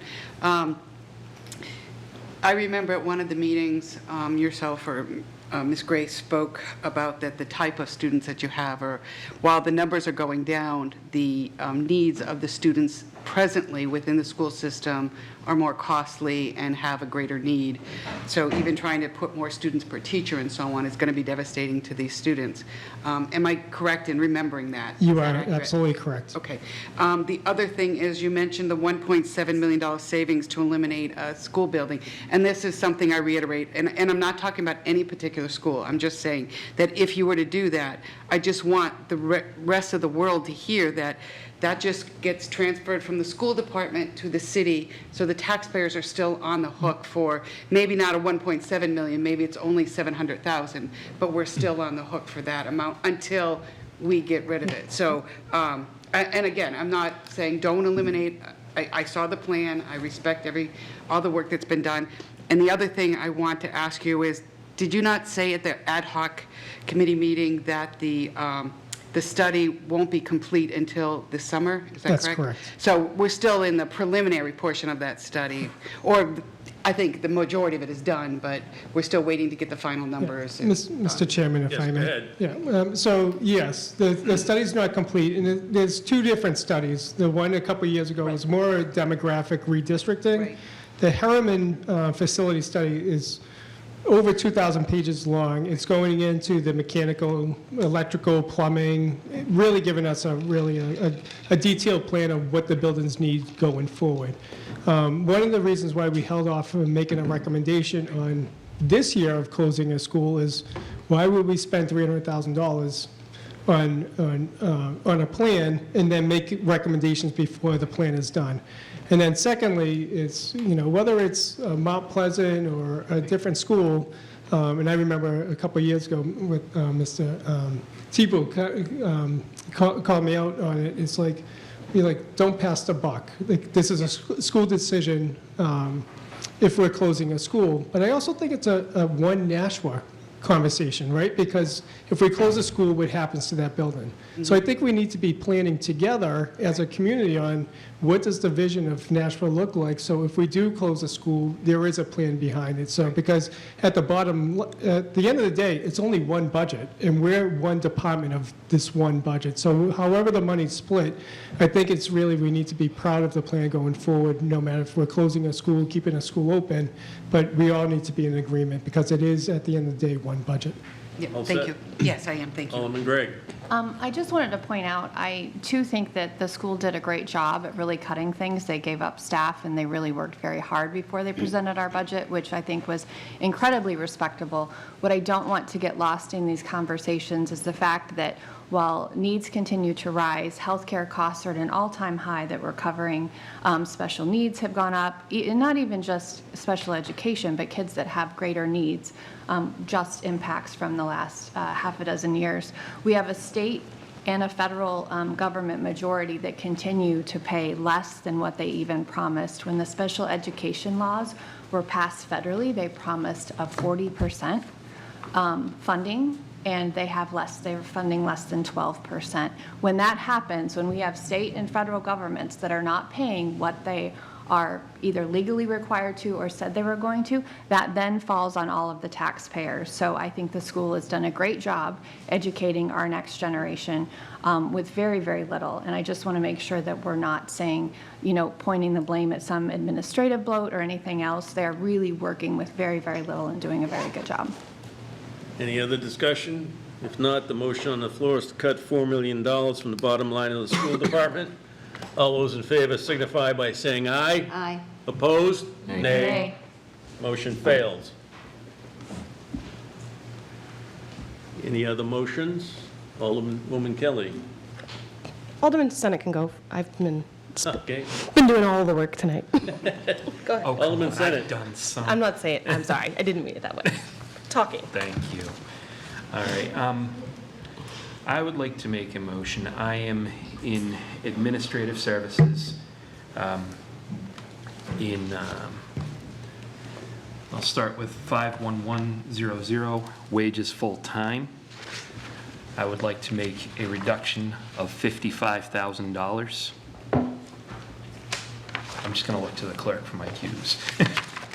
Department, is that 106? 129, I'm sorry, city buildings, I should have Gotcha, thank you. clarified. 129? Yes. Okay.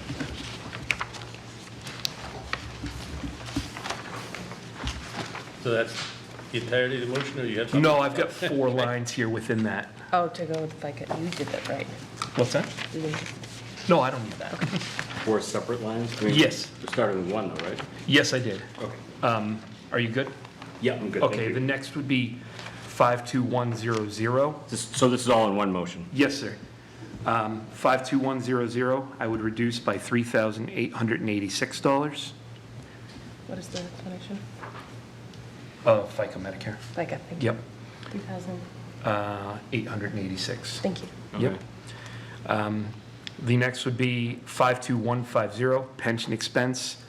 I would reduce by $7,013. Okay. And then 52300, which is benefits, I would reduce by $20,000. She wants 20,000? Yes. So do you want to speak to why? Yes, so the 4 lines that I just suggested, a reduction on, are representative of a full-time position that is being contemplated, being created for the city buildings department.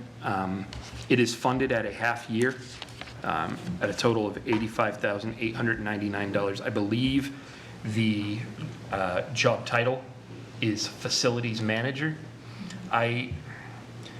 Given the constraints of the fiscal year 27 budget and where we're trying to make lean cuts, I'm concerned with this particular department, the city buildings, that I feel there's not a complete amount of clarity yet as to where this division or department, stands today, and I'm concerned about a redundancy by creating another management position, given the fact that the city already has a buildings manager. And so for that reason, I am proposing that we cut this from the fiscal year 27 proposed budget and perhaps reconsider in fiscal 28. So that's one position and all the lines that are affected by That's reducing correct. one position? Yes. Okay. And it is funded at half a year. I believe the expectation would be that this position would not be filled for at least 6 months. Director Cummings, do you want to address this? So I think this falls under you. Correct. So again, Tim Cummings, Director of Administrative Services. I understand the motion at hand is to reduce the proposed new facilities manager position, which was only funded at half. I originally had proposed a full year in recognition of all the constraints, and in working with the mayor, it was understood it was going to be reduced down to a half-year proposal of funding, and then it's the correlating FICA median benefit costs that go along with it is what is being represented in the motion here at hand. I believe I have laid out to this body on a couple different occasions the plan and the work to try to build a facilities department here. I would suggest to you that this is probably admin services' #1 priority. I think it's a little bit of a misconception to believe we have a duplication of effort with a quote-unquote building manager and a facilities manager. I had gone before the Personnel Administration Committee on 2 different occasions. I have outlined the plan. I presented what would be the buildings manager would actually be transformed, and it would report to the to the facilities manager. That building manager would act more like a foreman, if you will, and have a crew underneath them, but then there would be a facilities manager to oversee the buildings within general government. Right now, we do not have a facilities manager in the city, and we don't have it managed in a successful way. It's been, as I understand it, there was an initiative that was started 20 years ago to try to do this under previous administrations. And so what happened was that the department got housed and put alongside the risk department. And then it never moved forward from there. I would respectfully submit to you all that the city of Nashua now needs to do this more than ever with the amount of deferred capital maintenance that you have. This is small money that you're going to be putting out to potentially stop and do a cost containment for larger dollars that you would have to put out later on down the road, and you need to actively manage your facilities to try to contain those costs. That's what the department would ultimately be charged to do. If this doesn't occur, we will just be slowed in trying to roll out these types of efficiencies, and I would encourage you not to move in this direction. Thank you. So if I understand the position, no, don't go away. We did this because we were experiencing lots of issues with our buildings that had not been tracked like the school department does. The Hunt Building, the library, fire stations, this building. And we've had to go out and issue bonds to correct, because if you don't spend $35 today, it's $350,000 later. So you're trying to develop a new department ultimately, like the school department has, to oversee all the city buildings. And I think at that meeting you pointed out how many buildings we have, and I don't remember the number, but it's more than 6. So I understand, it's funded at a half year and it's a savings to the budget. I certainly understand where we're going with this, but it would delay addressing the long-term problem another year. And from everything we've been told, next year's budget's not going to even be as good as this one. So anyway, somebody else have their hand up? Alderwoman Kelly. Thank you. Yep.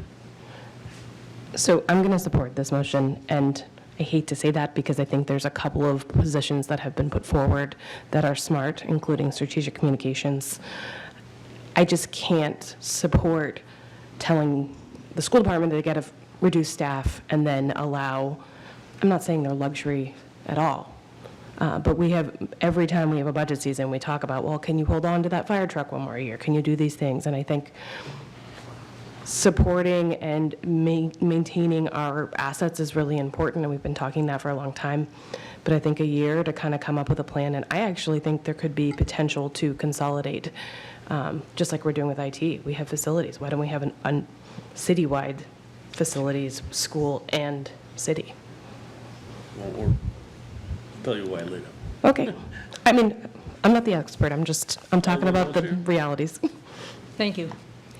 With all the renovations we've been doing and looking at our fire stations, our police station, all of the facilities that we own as a city, and we don't do a good job maintaining and upkeeping them. I think what's going on in the admin services department is trying to get a grip on getting that all in one place, getting one person to oversee it, and this is important. We spend all this money renovating and upkeeping things, or not upkeeping things, renovating but not maintaining.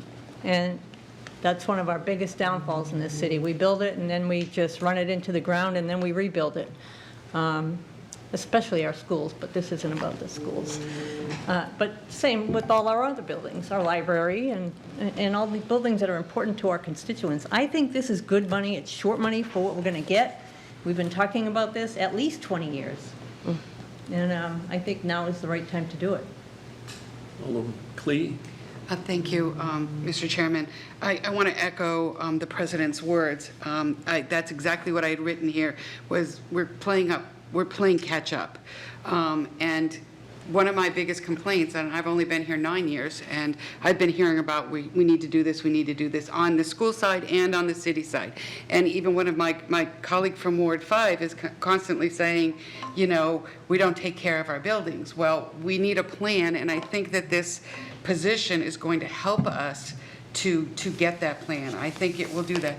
I don't the building manager to me is someone who literally makes sure that they're cleaned and so on. A facilities manager is actually going to be looking at the annual maintenance that's needed, create a 30, 50-year plan schedule as to what needs to be done for upkeep.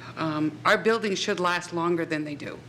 And we have not done a good job in the past. I think we're really working towards it, and I think this is one of those steps forwards. And I don't think we can compare this to cutting teachers. While it breaks my heart that we cut teachers, we can't, they're apples and oranges. So, again, I'm not on this committee, but I really respect it because I think we do need to make cuts, but I just don't think this is the one we can do. Alderman Senate. Thank you, Mr. Chairman. If I could, through you to Director Cummings, just sort of piggybacking off the last point,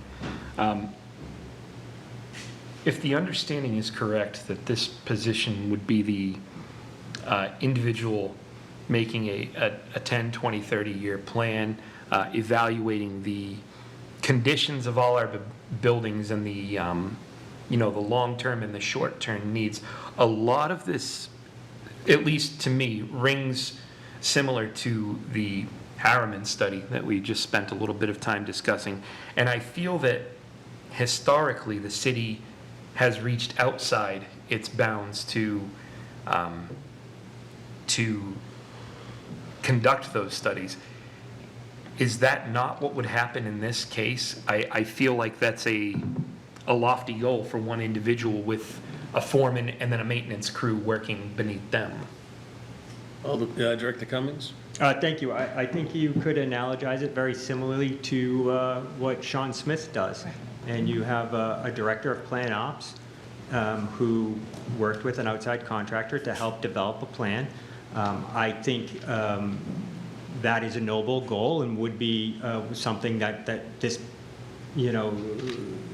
municipality should look at doing for our general government. We have the fire department that actually just did it on their own, and I applaud them for that. And I think we have an obligation in general government to also do something of a similar exercise. It's more than that, though. You really need someone to actively manage the buildings and treat them in a certain way and stay on top of it to achieve the efficiencies so you don't have the deferred capital maintenance buildup.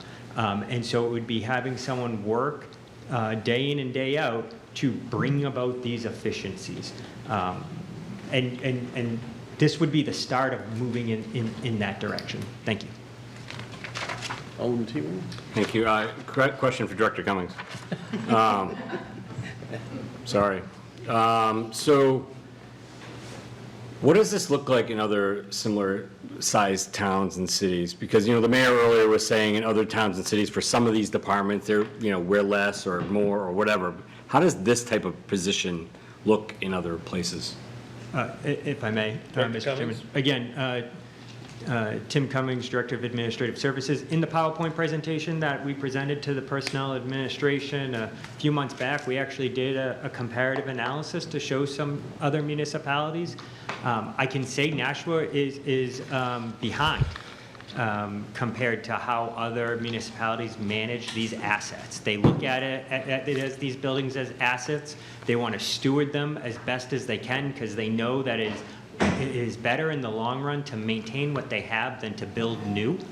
The best example I can give you, and it's very wise of this body to spend money on the parking garages in the downtown, maintaining those parking garages, spending $10 or $15 million now to keep the life of those buildings, which are already 50 years old, is a lot smarter than trying to build a new construction on a parking garage today. And that's a very similar analogy to construction of vertical buildings throughout the area. And so spending the money now will help us preserve these buildings, and we should start to proactively do that. And that's all that this is trying to seed us to start to do. Thank you. Follow up. So the parking garages would fall under this? No, I was just Okay, using you're that as an using that as an example. example. See, I thought it was very wise that we spent money, $10 million, 15 million, I forget the exact number right now, I think it was $15 million. But what I know is to reconstruct a parking garage of that size, that's a $50 million undertaking. And so spending $15 million to get another 20 years, 30 years out of that building makes a lot more sense than spending $50 million. And putting this under Sean Smith would just be way too much Oh, no. on someone's plate. That would just be incredible, right? Yeah. So, again, I wouldn't recommend doing that right now. I think, in fairness, the schools have done a great job of building out a program. But on the general government side, we haven't done that yet. And so we're so far behind. If we were to catch up with them a little bit, then I think you could probably have that conversation. But we need to start putting forward a plan that gets us to be able to have that conversation. Just so Mr. Smith knows, I didn't advocate for that. Let's see. Okay, Alderman Senate? Thank you. Through you to Director Cummings, how many buildings would fall under this individual? I might just sit here. I'm going to have to double check the number, but I want to say 14 off the top of my head. Okay, thank you. All right, thank you. It's like $85,000, but Almost 86. I think that if you take the amount of money we've had to spend on buildings and we're going to have to be spending on buildings coming up, I think the long term, this saves us money. And this is a half a year. You know, the longer we wait, the more issues we're going to have with buildings, so. But it's up to everybody on here to vote the way they want to vote. So any other comments? So I want to reiterate the motion. Yeah, the motion by Alderman Senate was to reduce Department 129, line items 51100, 52100, 52150, 52300 for the amounts of $55,386. So $3,886, $7,013, and $20,000 on the last item. Okay, there's no further discussion. All those in favor signify by saying aye. Aye. Nay? Those? Nay. Nay. Nay. Nay. Should we do division? Division? Yeah. Those in favor? 2. Those against? It fails. Okay, any other motions? You know what? Alderman Kelly? These are long conversations. Okay, thank you. I would like to make a motion in Department 183, line item 43400, other contracted services. I'd like to reduce it. I think my number's right, but I know you guys changed it last night by $129,000, and I'd like to speak to that. What department is it? I think, what's the name? Economic Development. Okay, thanks. And what was the line we said? 53400. I'm twisting numbers now as I'm looking at them. 400? Yeah, you said 434. You said 43. Oh, wow. It's getting late. Sorry. That's okay. All set? Okay, you want to speak to I'm it? all Yes, set. yes, please. So this line item is other contracted services. I've made no bones about the contracted services thing that I don't love. It kind of feels like a black box. We don't get a whole lot of information as to what it's going to, and I think in a lean budget season, I just see this as an appropriate place to try to pull down. Now, I'm just going to also say this. I'm not usually a cut here, cut there person. I am trying to do a larger cut to the budget because I do know it is a rough year for everybody. Yes, you want to address that then? Liz Hannum, Economic Development Director. If I understand the motion, it is to take the newly restored $129,000 down to zero again? Correct. Okay. So that would decimate my entire economic development program. That would leave me with just $25,000 for consulting services and then the marketing money to do for the year. So that would mean I would not be able to do any other programming And I provided everybody with an outline of what was budgeted for that other contracted services. And I don't have another way to make it specific. That's the only line item that I can use to do all of the programming for my budget. So essentially, that would, 129,000 would cut my budget from 10% increase to, it would cut my budget to a negative 10%-ish. Probably more than that, actually. Closer to reducing my budget by 15%. So that would cut 25% of what was restored last night out of my budget. Discussion? I have just a question about the motion itself. Go ahead. So the 129,000, you said 53,400. Is that where we put it in last night? It wasn't 55,699? It should be 55,699. Okay, that's what I thought, because Yes. that's where I was, okay, so it was restored to Sorry, 55,699. guys, I did So- the best I could. So let me A lot of update numbers. the motion. 699. 55,699, other contracted services. Okay, thank you. I fixed it. Thank you, okay, that was my only thing. Okay, any other discussion? Okay. Seeing none? All those in favor signify by saying aye. Aye. Opposed? Nay. Motion fails. Any other motions? Alderwoman Kelly. Ready for this one? This is my last one. Okay. Department 150, police. I want to reduce the mayoral budget by $900,000, and I'd like to speak to it. Go ahead and speak. Yep, I'm good. You're good? You're ready? Okay. So this is for body-worn cameras. I was a proponent of them when we did them 5 years ago. Actually, I think it was 6 years ago. And I have some concerns around this cost that's going to just keep escalating. We talked about technology changing. So is this going to be a constant, subscription model where we're constantly seeing this go up every year? I think there's hidden personnel tax there because they have to redact all of that stuff if somebody requests it, they're right to know. And I did a little geeky dig, found some statistics around whether there's actually significant effect on reducing, officer use of force, those types of things. And so far, the statistics are pretty neutral. So in a budget year where I'm trying to find a place to go, the other thing that I considered was that the police department said they could do what they needed to do with $295,000, and then the mayor restored this. So what that says to me is that the police department can figure something out for at least a year. One of the deputies want to come up and address that?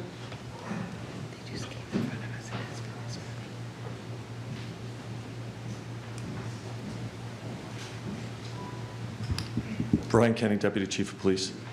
My best answer to that question is we have, I want to make sure I understand correctly, whether or not we need body cams or whether the ones we have are sufficient enough to go forward. The motion is to remove the money that would allow you to engage to the new contract? Okay. We are in the last year of our contract with our current body-worn camera company. I can tell you that since the time we've had these cameras, it's become evident that they are outdated. They are not reliable. They are not. They're not sufficient. We have a vendor that Manchester used. Manchester has already left this vendor. We have a vendor that Hudson used. They have already left this vendor. It's not reliable. I can tell you we've had officer-involved shootings in the past 2 years that we have no body camera footage of. So at the end of the day, it's really a question to the city on whether they want that transparency of having body-worn cameras, because our technology now is very limited. We have on a daily basis, we have, I review all the use of force incidents that come into the city or come into the police department.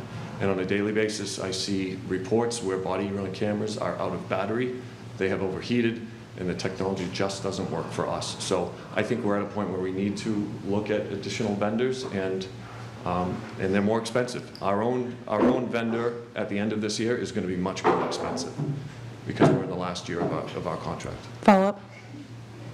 Yes, but one thing, Deputy, the reason they're in the budget this year is because these are leased, we're not purchasing, right? Correct. So that's why it's not a bond to go ahead and buy the cameras, but this is, so it's in the line item because of the way we have to pay for them. And the first year is 900,000, but is the subsequent years less? It would be I don't know the dollar amount because we haven't signed with a different company as of yet, but it would be something similar. And also, we have to have an overlap period to change them out because you can't just call all the officers in and change their body camera. Correct, that's really the crux of it, Alderman. It's not so simple. Knowing what I know now, it's not as simple as leaving one vendor and the next day going to another vendor. There's all the installation, there's the training of the new officers, which is weeks or even months. There's data transfers from one company to the next. It's a super, super complicated process. If we were to go to the end of this lease and start fresh on a new one, there'd be a gap in body camera service to the city, to be quite honest. So there would be months, potentially a year, where we don't have any body-worn footage to reveal to the court or the public. And it's also not just the cameras themselves. I think when we talked about it before, it's computers and the storage of the data and. Correct. There's evidence storage related to this. It comes as a whole package. There's evidence-related things. There's one of the vendors that we would like to engage handles all of our tasers. So there's certain savings if you bundle things together, things like that. So there's advantages to going to other vendors than the one we have now. We haven't signed with a particular vendor. The mayor mentioned the other night, or one of the vendors we were looking at going to, and it's the industry leader. They're the most reliable company there is. The cameras don't fail, at least not nearly as much. And there's ways to wear them where if you go to a critical incident, where you need the body camera the most, that we don't have failures. So we've had 2 officer-involved shootings, and unfortunately, we have very limited video of that because officers put on extra gear. If you look at me right now, I'm wearing a body-worn camera. It's an internal body-worn camera. If I were to go into an officer-involved shooting, I would probably put additional ballistic protection on, and it's going to block my camera. There are other vendors where I can simply magnet off the camera, put on my additional protection, and put it right back on.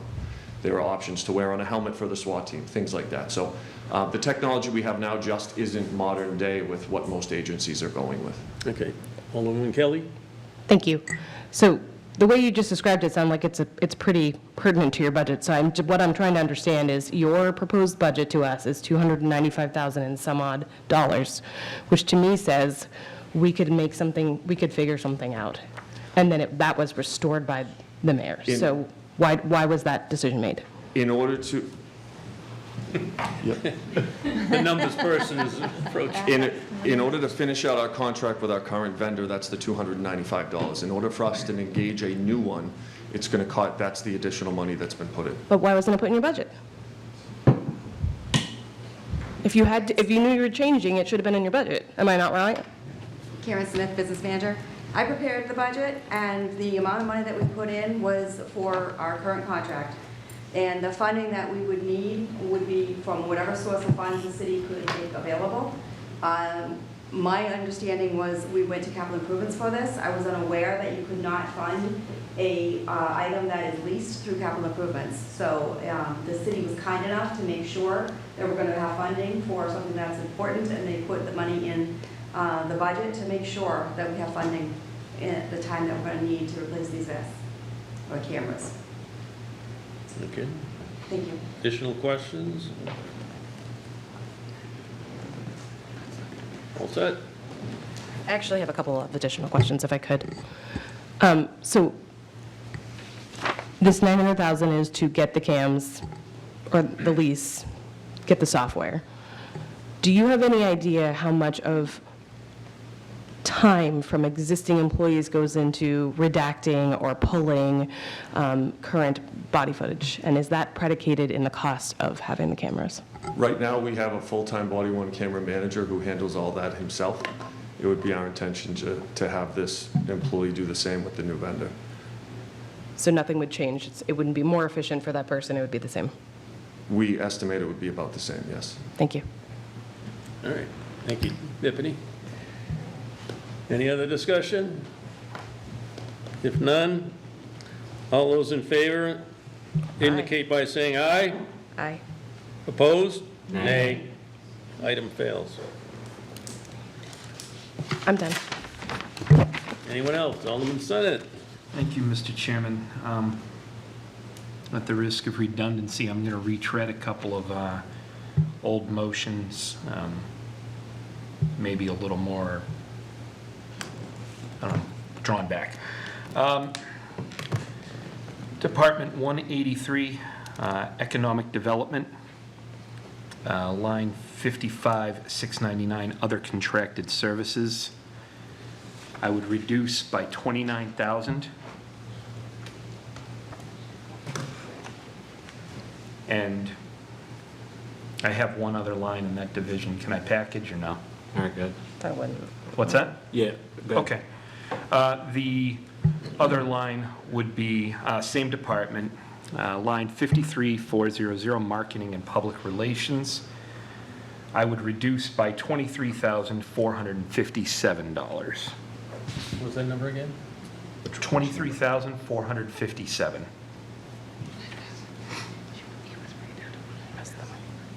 And these aren't people, they're... These are not people, no. Okay. This is other contracted service and marketing and public relations. If I could just briefly speak to it. Sure. Go ahead. I recognize the need to do work in this arena, certainly. It's my understanding that the other contracted services from reviewing previous review sessions would be going towards the support of the business recruitment plan, as well as the Activate Nashua plan, which, from my understanding, addresses various walkways downtown, Library Walk. I think the next proposed ones are the River Walk to High Street connection, as well as the Richard LaRose Walkway. And then the marketing and public relations is driven towards the business recruitment plan, with a skills gap analysis going on that we will, at some point during this fiscal year, begin to implement. Again, I think these are lofty goals. I am in general support of them. I would just like to dial back our commitment to them a bit. My intent here is to leave $100,000 in the budget for the other contracted services.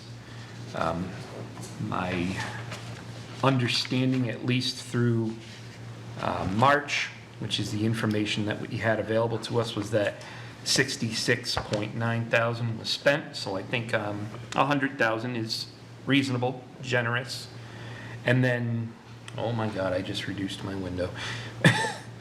And then the marketing and public relations, I'm leaving with $50,000 in the budget, which actually still constitutes a sizable lift from the previous year's adopted budget of $32,000. My intent here is to trim where we can while still supporting our goals for the downtown. Thank you. I mean, the mayor said it pretty well when he was talking about what we have for economic development and marketing compared to other, similar or even lower, like Dover, for instance. And that this seems to be the department we easily, and I don't want to say pick on is not the right word, but the one we go to when we need to cut. Because when you think of, fire, police, and others, DPW, obviously this is one that's, I don't want to say, close your ears, Liz, not as important, I guess. So I get why we always go to it. But I think it does serve a purpose, and her department is one of the least amount budget-wise to begin with. I would like to have Director Hannum come up. I think I have a question in here. So this doesn't reduce it like early and earliers, so it cuts one a little bit less than before, and then it cuts one that we didn't talk about earlier, which was marketing. I've always talked about trying to market Nashua more and try to make it like other cities and towns, but I get why we haven't been able to do it.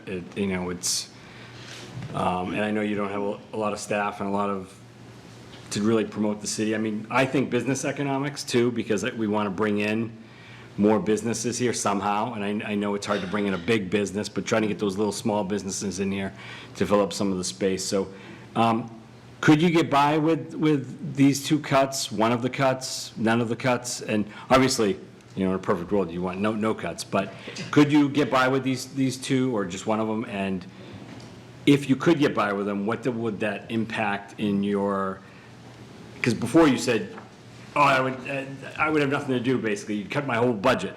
Yeah. But how would these cuts impact you? Well, if I have to choose a sacrificial lamb, I would choose I had planned the Financial Empowerment Center for $25,000 out of the other contracted services budget line item, and we're kind of in a place where we don't really know what to do with that yet. So I would probably throw that onto the fire, 25,000 versus the 29, just because I have other stuff. I have it kind of pretty tightly budgeted. But I do think that marketing is a very expensive endeavor, and I would fight for that 73,000 if I could. We have started the marketing strategic plan. We're about 2 weeks away from finishing the skills gap analysis. And while I can get away with pushing off, it just means further and further down the line that we are actually recruiting. So the less money I have in the budget, the farther away we are from actually recruiting businesses and recruiting bigger businesses and having that strategy. So I certainly can get away with whatever, but it's just pushing off the inevitable and leaving me with less to actually accomplish the goal that you've given me. And I actually already took a cut from what I proposed to the mayor. I proposed 100, so that would be half of what I proposed to the mayor, because one, we have all the materials now to actually do a plan to start recruiting, but also physical collateral is very expensive to design. You know, I actually brought Manchester's just in case anyone is but their collateral is pretty impressive, but they spent $1 million on this. So I am hoping that we could restore at least the marketing side of that, and I would be okay with the 25,000 cut from the other contracted services. Can I follow up? Follow up? So when Alderman Senate was talking about the current, like what you've spent so far, you kind of gave a look. So the question I had there is, what has been spent since the budget book was printed with that number? Like, All but $2,000. Okay, So I have $2,000 left to spend over the next 2 weeks. all right, so you did get to what you were Yeah. basically almost, okay. I just wanted to make sure you, I have like $51 left in marketing. again, don't, So- to all the departments, don't make me catch you looking funny and come up and say, you know, fight for your department, right? Fight for the Yes. money that you're spending, because we do get the budget books and the money, some of these departments look like they haven't spent some stuff, right? And That's we know they may have, Yes. so. Yep. So I have just over $2,000 left in other contracted services, and I think I have $300 left in supplies budget right now, and $51 left in marketing. Great, thank you. Yes. Appreciate that. Alderman Kelly? Yes. Forgive me if you've answered this at a different time. So 25,000 is for, you're saying sacrificial lamb, 73,000 is for marketing. Of that 73,000, what is labor, strategy, et cetera, and what is production costs? So I don't have an exact breakdown yet. So we've started the marketing plan, and that was what I gave them $100,000 as part of the start, and we've cut that down to 75 now. So we are probably, it's a 3-month strategy plan, and we're about a month into it. So I won't know for about 2 months what the breakdown of that is. But they are planning to the 75,000. I follow up? Follow up? Someone could ask, not me, because I know the difference, but we have a city print shop. Can you not print it at the city print shop? We certainly could, but it's not going to be, it's going to be on regular paper. We don't print on the glossy paper or anything like that. So it's going to be pretty lackluster, if you will, if we do it in-house. And we certainly can do a lot of the stuff in-house. So I would make sure that anything we can do in-house and looks good, we would do in-house. So I would make sure that as part of the strategy, we make sure that we're spending our money wisely and strategically for prints. Follow up? Since you don't exactly know, because you're still working on the strategy, would you be open to zeroing this for now and then talking about a supplemental when you have a full plan as to how that's going to be? Knowing how supplementals usually go, I would not recommend that. I would lose the marketing line item in my budget, so there wouldn't even be a place to go. And then I would never have it again in the future unless you restored it at some point. So once you zero out that line item, then I have no marketing money, even to do $50 on a Facebook ad. So I would caution you against doing that. Alderman Senate? Thank you, Mr. Chairman. Just so I can follow where we're at so far, I had proposed cutting $29,000 from other contracted services and $23,457 from marketing and public relations. You had said that of the two, you would prefer, if you had to give one up, which one? The other contracted services. The 29,000. Yeah, I would prefer 25, but I can manage with the 29. Okay, so that is if, again, just restricted situation, if you had to pick one of the two cuts. Yeah. You would pick the 29,000 and maintain the 23,400 in marketing and public relations. Yes, I would. May I continue? Yes, continue. Just to prove that I'm not a completely rotten person. What I would like to do. We're not going to vote on that. No. Because that would be unanimous. I would like to amend my motion, and I still would like to put both forward, but I would like to take them separately. So that rather than voting on the totality, I would give my colleagues the option to juggle it. So I'm going to amend my motion first to propose a $29,000 cut in economic development to 55699 other contracted services only. Okay, that was the one that she wanted to keep? That was the one she said she could live with.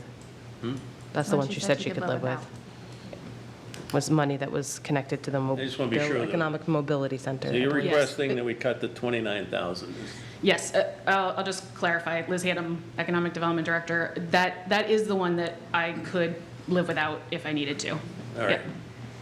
So. Just one single line for now. One single line, and the other one's dropped. Does everybody understand the For now. motion? Alderman Clegg? No, I understand. I just No, I wanted know. to speak. You- Okay. I have you on my list. Okay, thank you. I want to thank Director Hannum for being willing to drop that program that she wants. And I know this is really a tight budget and so on, but I just want all of us to think about the fact that we have an economic development person that we bring in, and the entire department, I think, is like a $400,000 budget. This is 13, well, now that it's separated, it's not 13%, but even just cutting the $29,000 or $25,000, we're telling her don't continue on with this program, which is supposed to help bring business in and is supposed to help us market towards the businesses that we need. That's my concern. This is supposed to help businesses, I believe, find staffing and so on. Could you kind of explain what that program is a little bit? Yeah, Liz Hannum, Economic Development Director. So the Financial Empowerment Center that we're kind of trying to figure out what to do with is one-on-one financial counseling for individuals and businesses. And so it would be a way for entrepreneurs, especially those who do not have financial advisors or are not currently bankable with traditional banks. It would give them technical assistance to be able to either increase their credit score so they can be bankable, increase savings, decrease debt. So that was the idea behind that as kind of a building block to an entrepreneurship program. May I ask one more question? Yes, go ahead. Thank you. In reality, while I think this is a good program, and I understand that we need to make cuts, do you believe that this is something that you would be kicking off soon, if you had the money, or do you think it's something that it's 6 months down the road before you could develop something like that?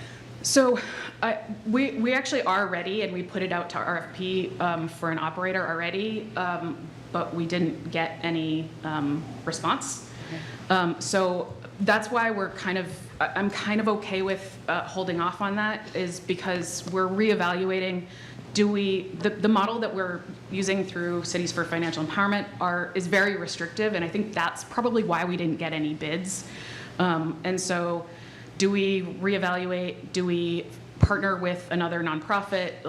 We're kind of in the rebuilding phase, but if we had a bidder, we probably could have kicked it off in the next 2 months.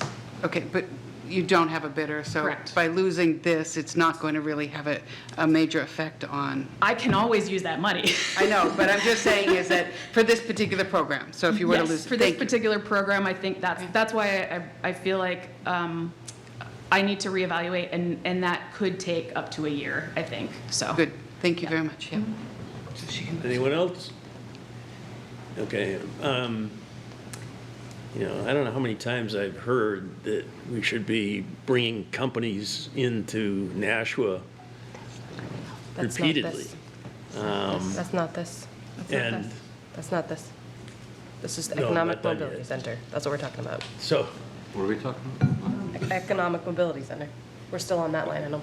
yes, I'm Right? not done. Am I wrong? So just to be clear, the 25,000 is under other contracted services, and so if we decide not to move forward with the Financial Empowerment Center, I could reuse this 25,000 towards business recruitment or towards marketing material or towards the Activate Nashua program. So you're just cutting, it's basically a line item, a bottom line item, because I don't have multiple line items in my budget. I have to fit everything into that other contracted services or consulting services. Okay. So I could reuse it. I was directing it to the entire economic development, not this specific motion. I was confused by it. I think we can live with this particular cut, because I think at some point, because of the fact that we have repeatedly asked to have more companies marketed into the city, and of course, I think we have a better position, we have more housing. I think that we can probably live with this particular motion, but I think somewhere during the year, we may be in a position where we are going to have things that can bring people into the city, and we may have to do a supplemental appropriation. I just want people to keep that in mind when we get there during the year. All right, any other discussion on this motion? All those in favor signify by saying aye. Aye. Opposed? Motion carries.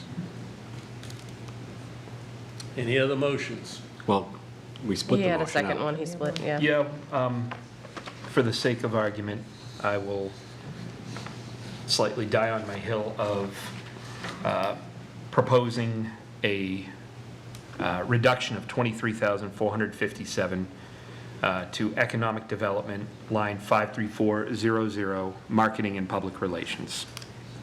23,457? 23,457, that's Okay, correct. thank you. All right, does everybody understand the current motion? So, all those in favor signify by saying aye. Aye. All those opposed? Nay. Fails. Any other motions? Alderman Gregg. Thank you. So since we're struggling with some cuts, I'd actually like to make an increase. And so it would be Department 126, Financial Services, line 41200 to 41200. The motor vehicle permit fee. I think we continually, and I've heard the mayor talk about it, we've had constituents talk about it, we continually budget quite a bit under on this. So in this year where we're struggling to find cuts and struggling with inflation, I think it would be nice to bring this up closer to what we actually get. So I would like to increase that by $500,000. That's a revenue line. Is that what you're talking about? Yep. Okay. Yeah. Yep. Oh, sorry, line, is it 41200? Did I write that down? All right, so you said add. Yeah, because But it's a revenue line. Because it's That's a why I revenue asked. line, yeah. So rather than right now, we continually, I think he's budgeting 3.4 million as revenue on that. But we generally get, maybe I'm saying this wrong, but we generally take in 14 to 15 million. So we get a line item with a certain number, and you want to reduce that number. She wants to Increase. You increase wanna the increase revenue Increase what we're taking projections. from it, yeah. This is Increase the revenue, Revenue, okay. yeah. Sorry, I probably didn't, I might be getting wanna speak tired, I to it, probably or- didn't word that all. Well, I think I already spoke to it, I would like to bring this closer to our actual, and I understand that there are different reasons why we stay so far below, but I think this is an important year to get a little bit closer and do that gap to kind of help out with the budget. Alderman Tebow? Yeah, is there somebody, thank you, Mr. Chair, is there somebody that can speak to this? Because I want to know what happens if we don't get to that number. Like if we add this 500,000 and then we don't end up getting to that number, is that the clerk, is that Alderman? I can tell you. I mean, is that, oh, yeah, Corporate counsel? You can end up in the red. that's what I wanted to hear. I will tell you what then generally does happen. What happens is you have a surplus, which is what you want. And then you look and see if there are some unmet needs, and you apply some of the surplus to that. But typically, the surplus is enough that most of it you use to reduce the taxes. So, same is true of money that is unspent. So when you have like positions that don't get filled, well, you don't spend that money. So that is another place that generates surplus. So you look at the surplus and you say, okay, we can buy down the tax rate, we can meet some unmet needs. But if you budget everything too close, particularly on your revenue, you're not going to have a surplus. And if you have a deficit, that's a real issue. Alderman Gregg, you had follow-up?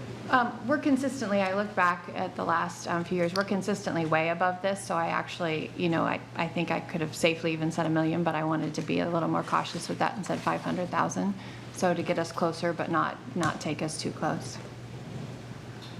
Alderman Kelly?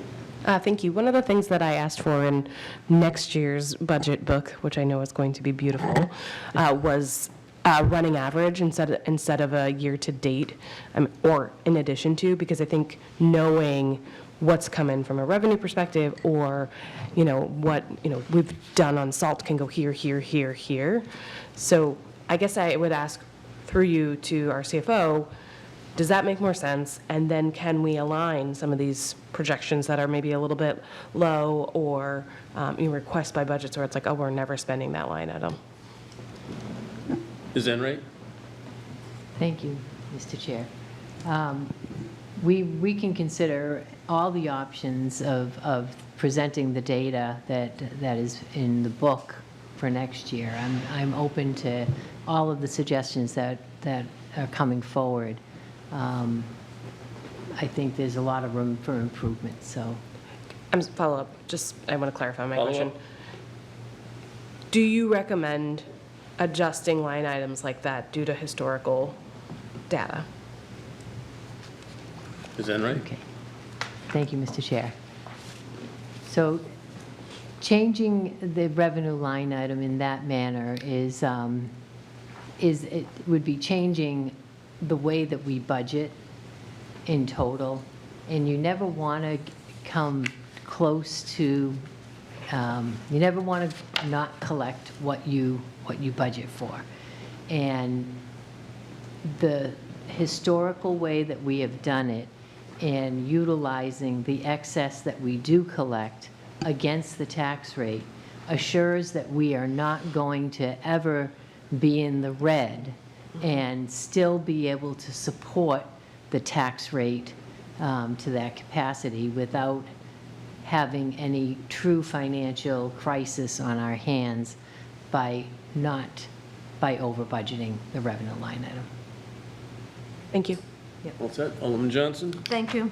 When I was Chair of Finance and Ops on the Board of Education, we used to get a monthly report on expenses, and also you can throw revenue on there. And this way you can track it monthly in the Budget Committee whenever you have the meeting, so you could see where you are on target, and you could see what your expenses are against the budget. So then when you're coming down, when we say, well, where's our actuals for March 31st, which is great, but you still have March, April, May to June. So when I asked, when we didn't get March, and I said May brought us closer to when the fiscal year was ending, so we had a better picture of where we are now. But that, I'll tell you, when I was the chair of that committee, that helped us a lot. Every month we saw the expenses, the credit card, everything. You see, I am praising the school district, you know? But it does help you, especially when you're on these committees, and also towards the end of the year, you have a clearer picture to see what your revenue is on motor vehicle. You get that clearer picture that you could say, okay, so we're above, we're $3 million more, so maybe we can take 1.5 towards the end of the year and apply it towards the revenue end on the budget. Right. So that's just going my to be changes suggestion. for next year, though. Alderman Kelly? I'm saying. I just want to comment on that. I think there's nuance to how a budget gets spent that doesn't necessarily predicate. So a department might know that they're not going to spend all of the budget on conferences until March, so it looks like they're not spending it, but they know that it's coming up. So I think there's nuance there that we have to talk about and figure out what we can get to, but like, just the year-to-date doesn't necessarily give us a clear picture of what's going on. That is my opinion after being on the Budget Committee for 9 years, but I'm wondering if that, CFO Enright has some suggestions on how we could better keep track of that. Do you have anything specific right now, or you want to wait? You can talk to it when we talk about the budget debrief. It's fine. Okay. I've been involved in budgets on the Board of Aldermen for like 16 years now, and I've always been cautioned about cutting to our anticipated revenues because we often need the money at the end of the year. We're applying $6 million towards the tax rate already this year. So if we don't have the monies available, that becomes a problem. So anyway, my thoughts. Any other thoughts? Alderman McLean? Just a comment. We've gotten into this cycle of taking excess funds, excess revenue and so on, and then we apply it to the tax rate. We buy down, usually it's been like about $4 million. When I first started, I think it was like $1 or $2 million. In the last couple of years, it's been $4 million. And because we've gotten into this cycle, which is a concern I think we all had about getting there and continuing to increase doing this, is that when we don't do it the next year because we don't have enough money, because we didn't, I hate to say over budget, but we didn't do this, what happens is that the taxpayers are going to get hit with a really big tax boost. Because we take about $4 million and we've been applying it to it. So I'm not speaking, whether or not we should do this. I don't think it's that significant, but when we're playing with the revenues like this, that is my concern, is that we won't have enough to buy down the tax rate.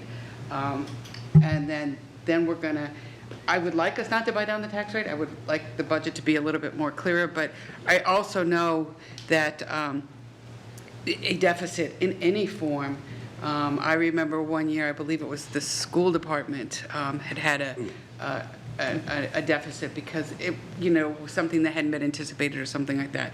And I mean, it was everywhere and it was catastrophic and so on. So I'd rather have too much money on hand and then do what we're doing in buying down the budget. It's a cycle that we've created, and it is what it is, so. Any other discussion? Actually, if I could. Alderman Kelly? Could potentially have been done in the wrap-up, but I do think that there's been discussions around, I don't want to always do these supplementals, but if we're going to conservatively underfund revenues, we need to be more open to supplementals. Just my thoughts. Anyone else? All right, the motion? Want to reiterate the motion? Sure. Motion by Alderman Gregg is to add to Department 126, line item 41200, the amount of $500,000 into the revenue of license registrations. Okay. All those in favor signify by saying aye. Aye. Opposed? Nay. Yes. I have more motions. I know I said I was done, but I'm a liar. That failed. Okay, yeah, you didn't say it. That's why I was like. Yeah. I'm trying to move on. I thought you were going to go for divisions. Okay. All right. All right. Another motion? I do.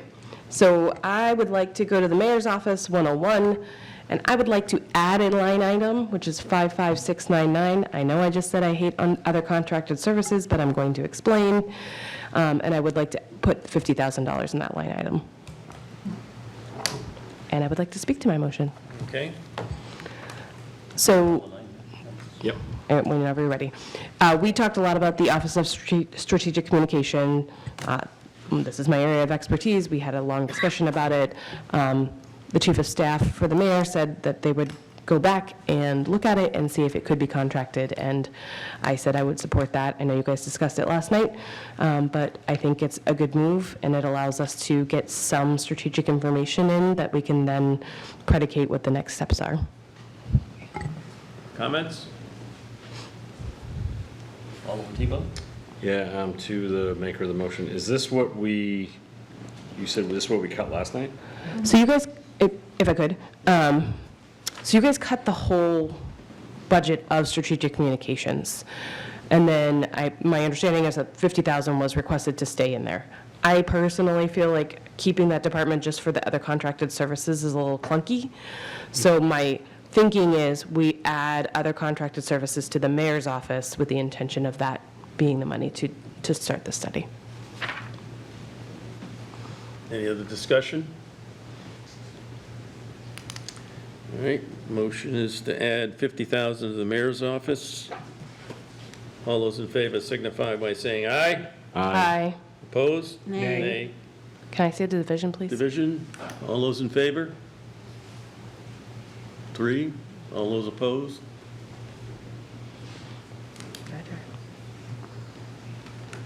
Somebody not vote? It was 3 to 4. I thought it was 3-3 last night. Yeah, it was 3 to 4. Yeah, it Okay, fails. failed. Yep.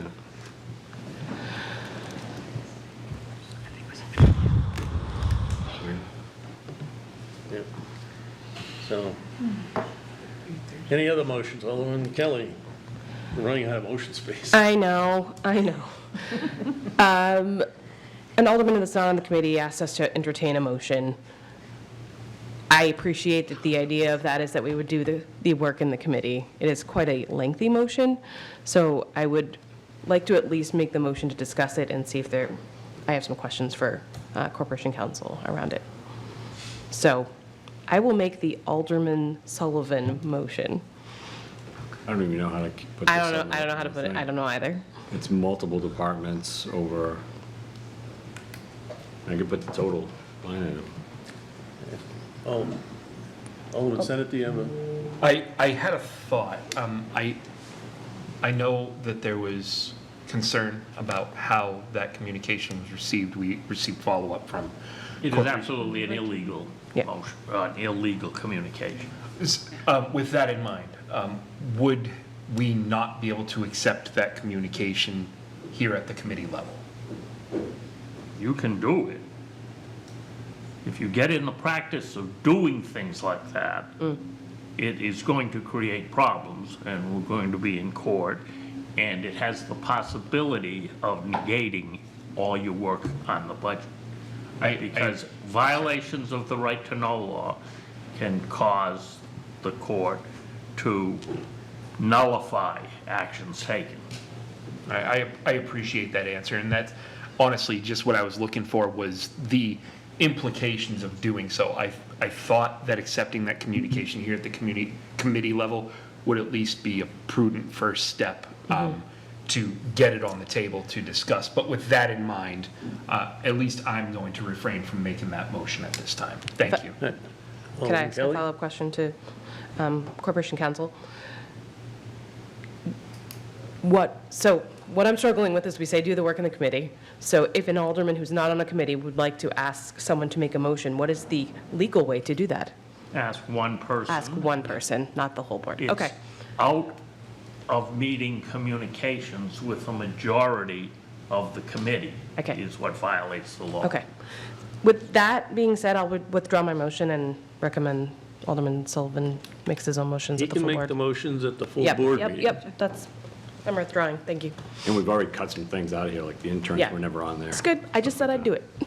Alderman Johnson? Yes, I'd like to make a motion to move the hydroelectric operations into a special revenue fund. Move it to place hydroelectric operations, Department 141, pages 180 to 181, in the FY '27 proposed budget, and all the associated revenues and expenses into the special revenue fund. Question on Corporation Counsel. Is that something we can do in the Budget Committee? Or does that require something from the full Board of Aldermen? Well, the Budget Committee can recommend just about anything to the full Board of Aldermen that is within the authority of the full board to do. I think what's being proposed in a simple few sentences is much more complicated than can be analyzed in this forum this evening. I think,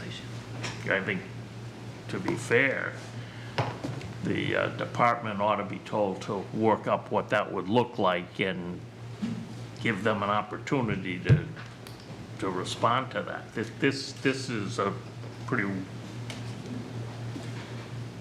big undertaking. Yeah. My suggestion it should be done by a resolution through the full board and not as part of the budget. Okay, thank you. Alderwoman Kelly? I just want to add the comment that this came up, I don't even remember what meeting was, we're on meeting 8 of the week, I don't know. And one of the discussions that I remember, make sure call me if I'm right on this, was that because the hydro dams go up and down, sometimes there's a lot of water, some there's not, doing an enterprise fund would be very fiscally, they would run in the red some years and not. So it was really, while it's the intent of it seems to make sense, because it is so volatile, it would be really hard for them to maintain that. So there's a lot of details involved in doing that, so I suggest we do it differently than in the Budget Committee. Any other motions? Well, we have to dispose of this motion. We didn't vote on it. Yeah, she put a motion out there. Did you want to continue with that motion? I'll withdraw it for right now. Thank you. Any other motions? Alderwoman Kelly?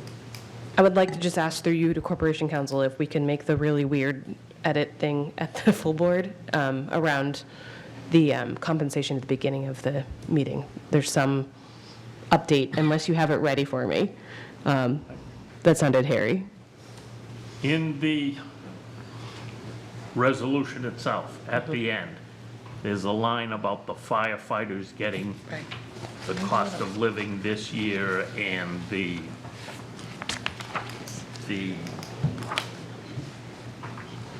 returning next year to the procedure that was adopted by the Board of Aldermen. All right. So I'll make if you delete that that sentence, you accomplish what you want. I Okay, I think I know what the motion is then. Thank you. Thank you for You're your piece. welcome. Okay, so my motion would be to amend R 26028 by removing section 2, which reads the language in the unaffiliated employees' personnel policies, separate compensation structure for fire department chief officer section will not apply or be in effect for fiscal year 2027, but instead, on July 1st, 2026, the fire department chief officers will receive a 2% increase over their current salaries. Is that correct?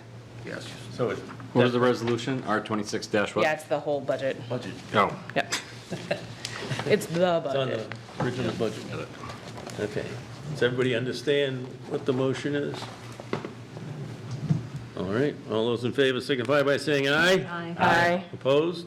Motion carries. Okay.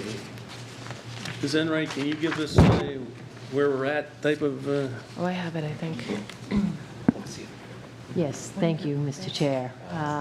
So at this given moment, we have a total general fund budget of $384 million,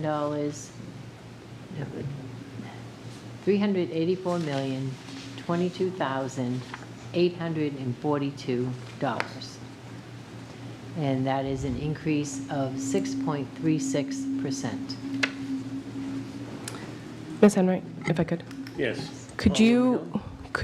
Have you been tracking, I just want to know for my nerdiness, what the effect was from all of our motions?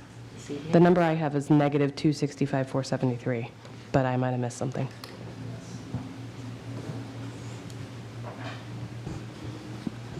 Yes, it is a negative 265,473 for the 2 evenings. Thank you. Yep. Okay. So do we need to make a motion to recommend final passage? I was just going to have Alderman Tebow do that. You could do it. I'd like to make a motion to recommend final passage to the full board, R-26-028, relative to the adoption of the fiscal year 2027 proposed budget for the city of Nashua general enterprise, special revenue, and grant funds. Any more? As amended by. As amended. As amended. amended. The proposed amendment by the budget. You got the numbers? 384,220 and 848, 6.36%. Any discussion? Seeing none, all in favor signify by saying aye. Aye. Opposed? Nay. Motion carries. Yes? Public comment? Seeing none, general discussion by any of the aldermen? Seeing none, remarks by aldermen. I don't know why we have both of these on that. None. Alderman Tebow. I'd like to make a motion to adjourn. Motion on the floor is to adjourn. All those in favor signify by saying aye. Aye. Opposed? Nay. All right, Tom. Stay. Been here 4 nights already. Motion carries. We're adjourned at 9:46 PM.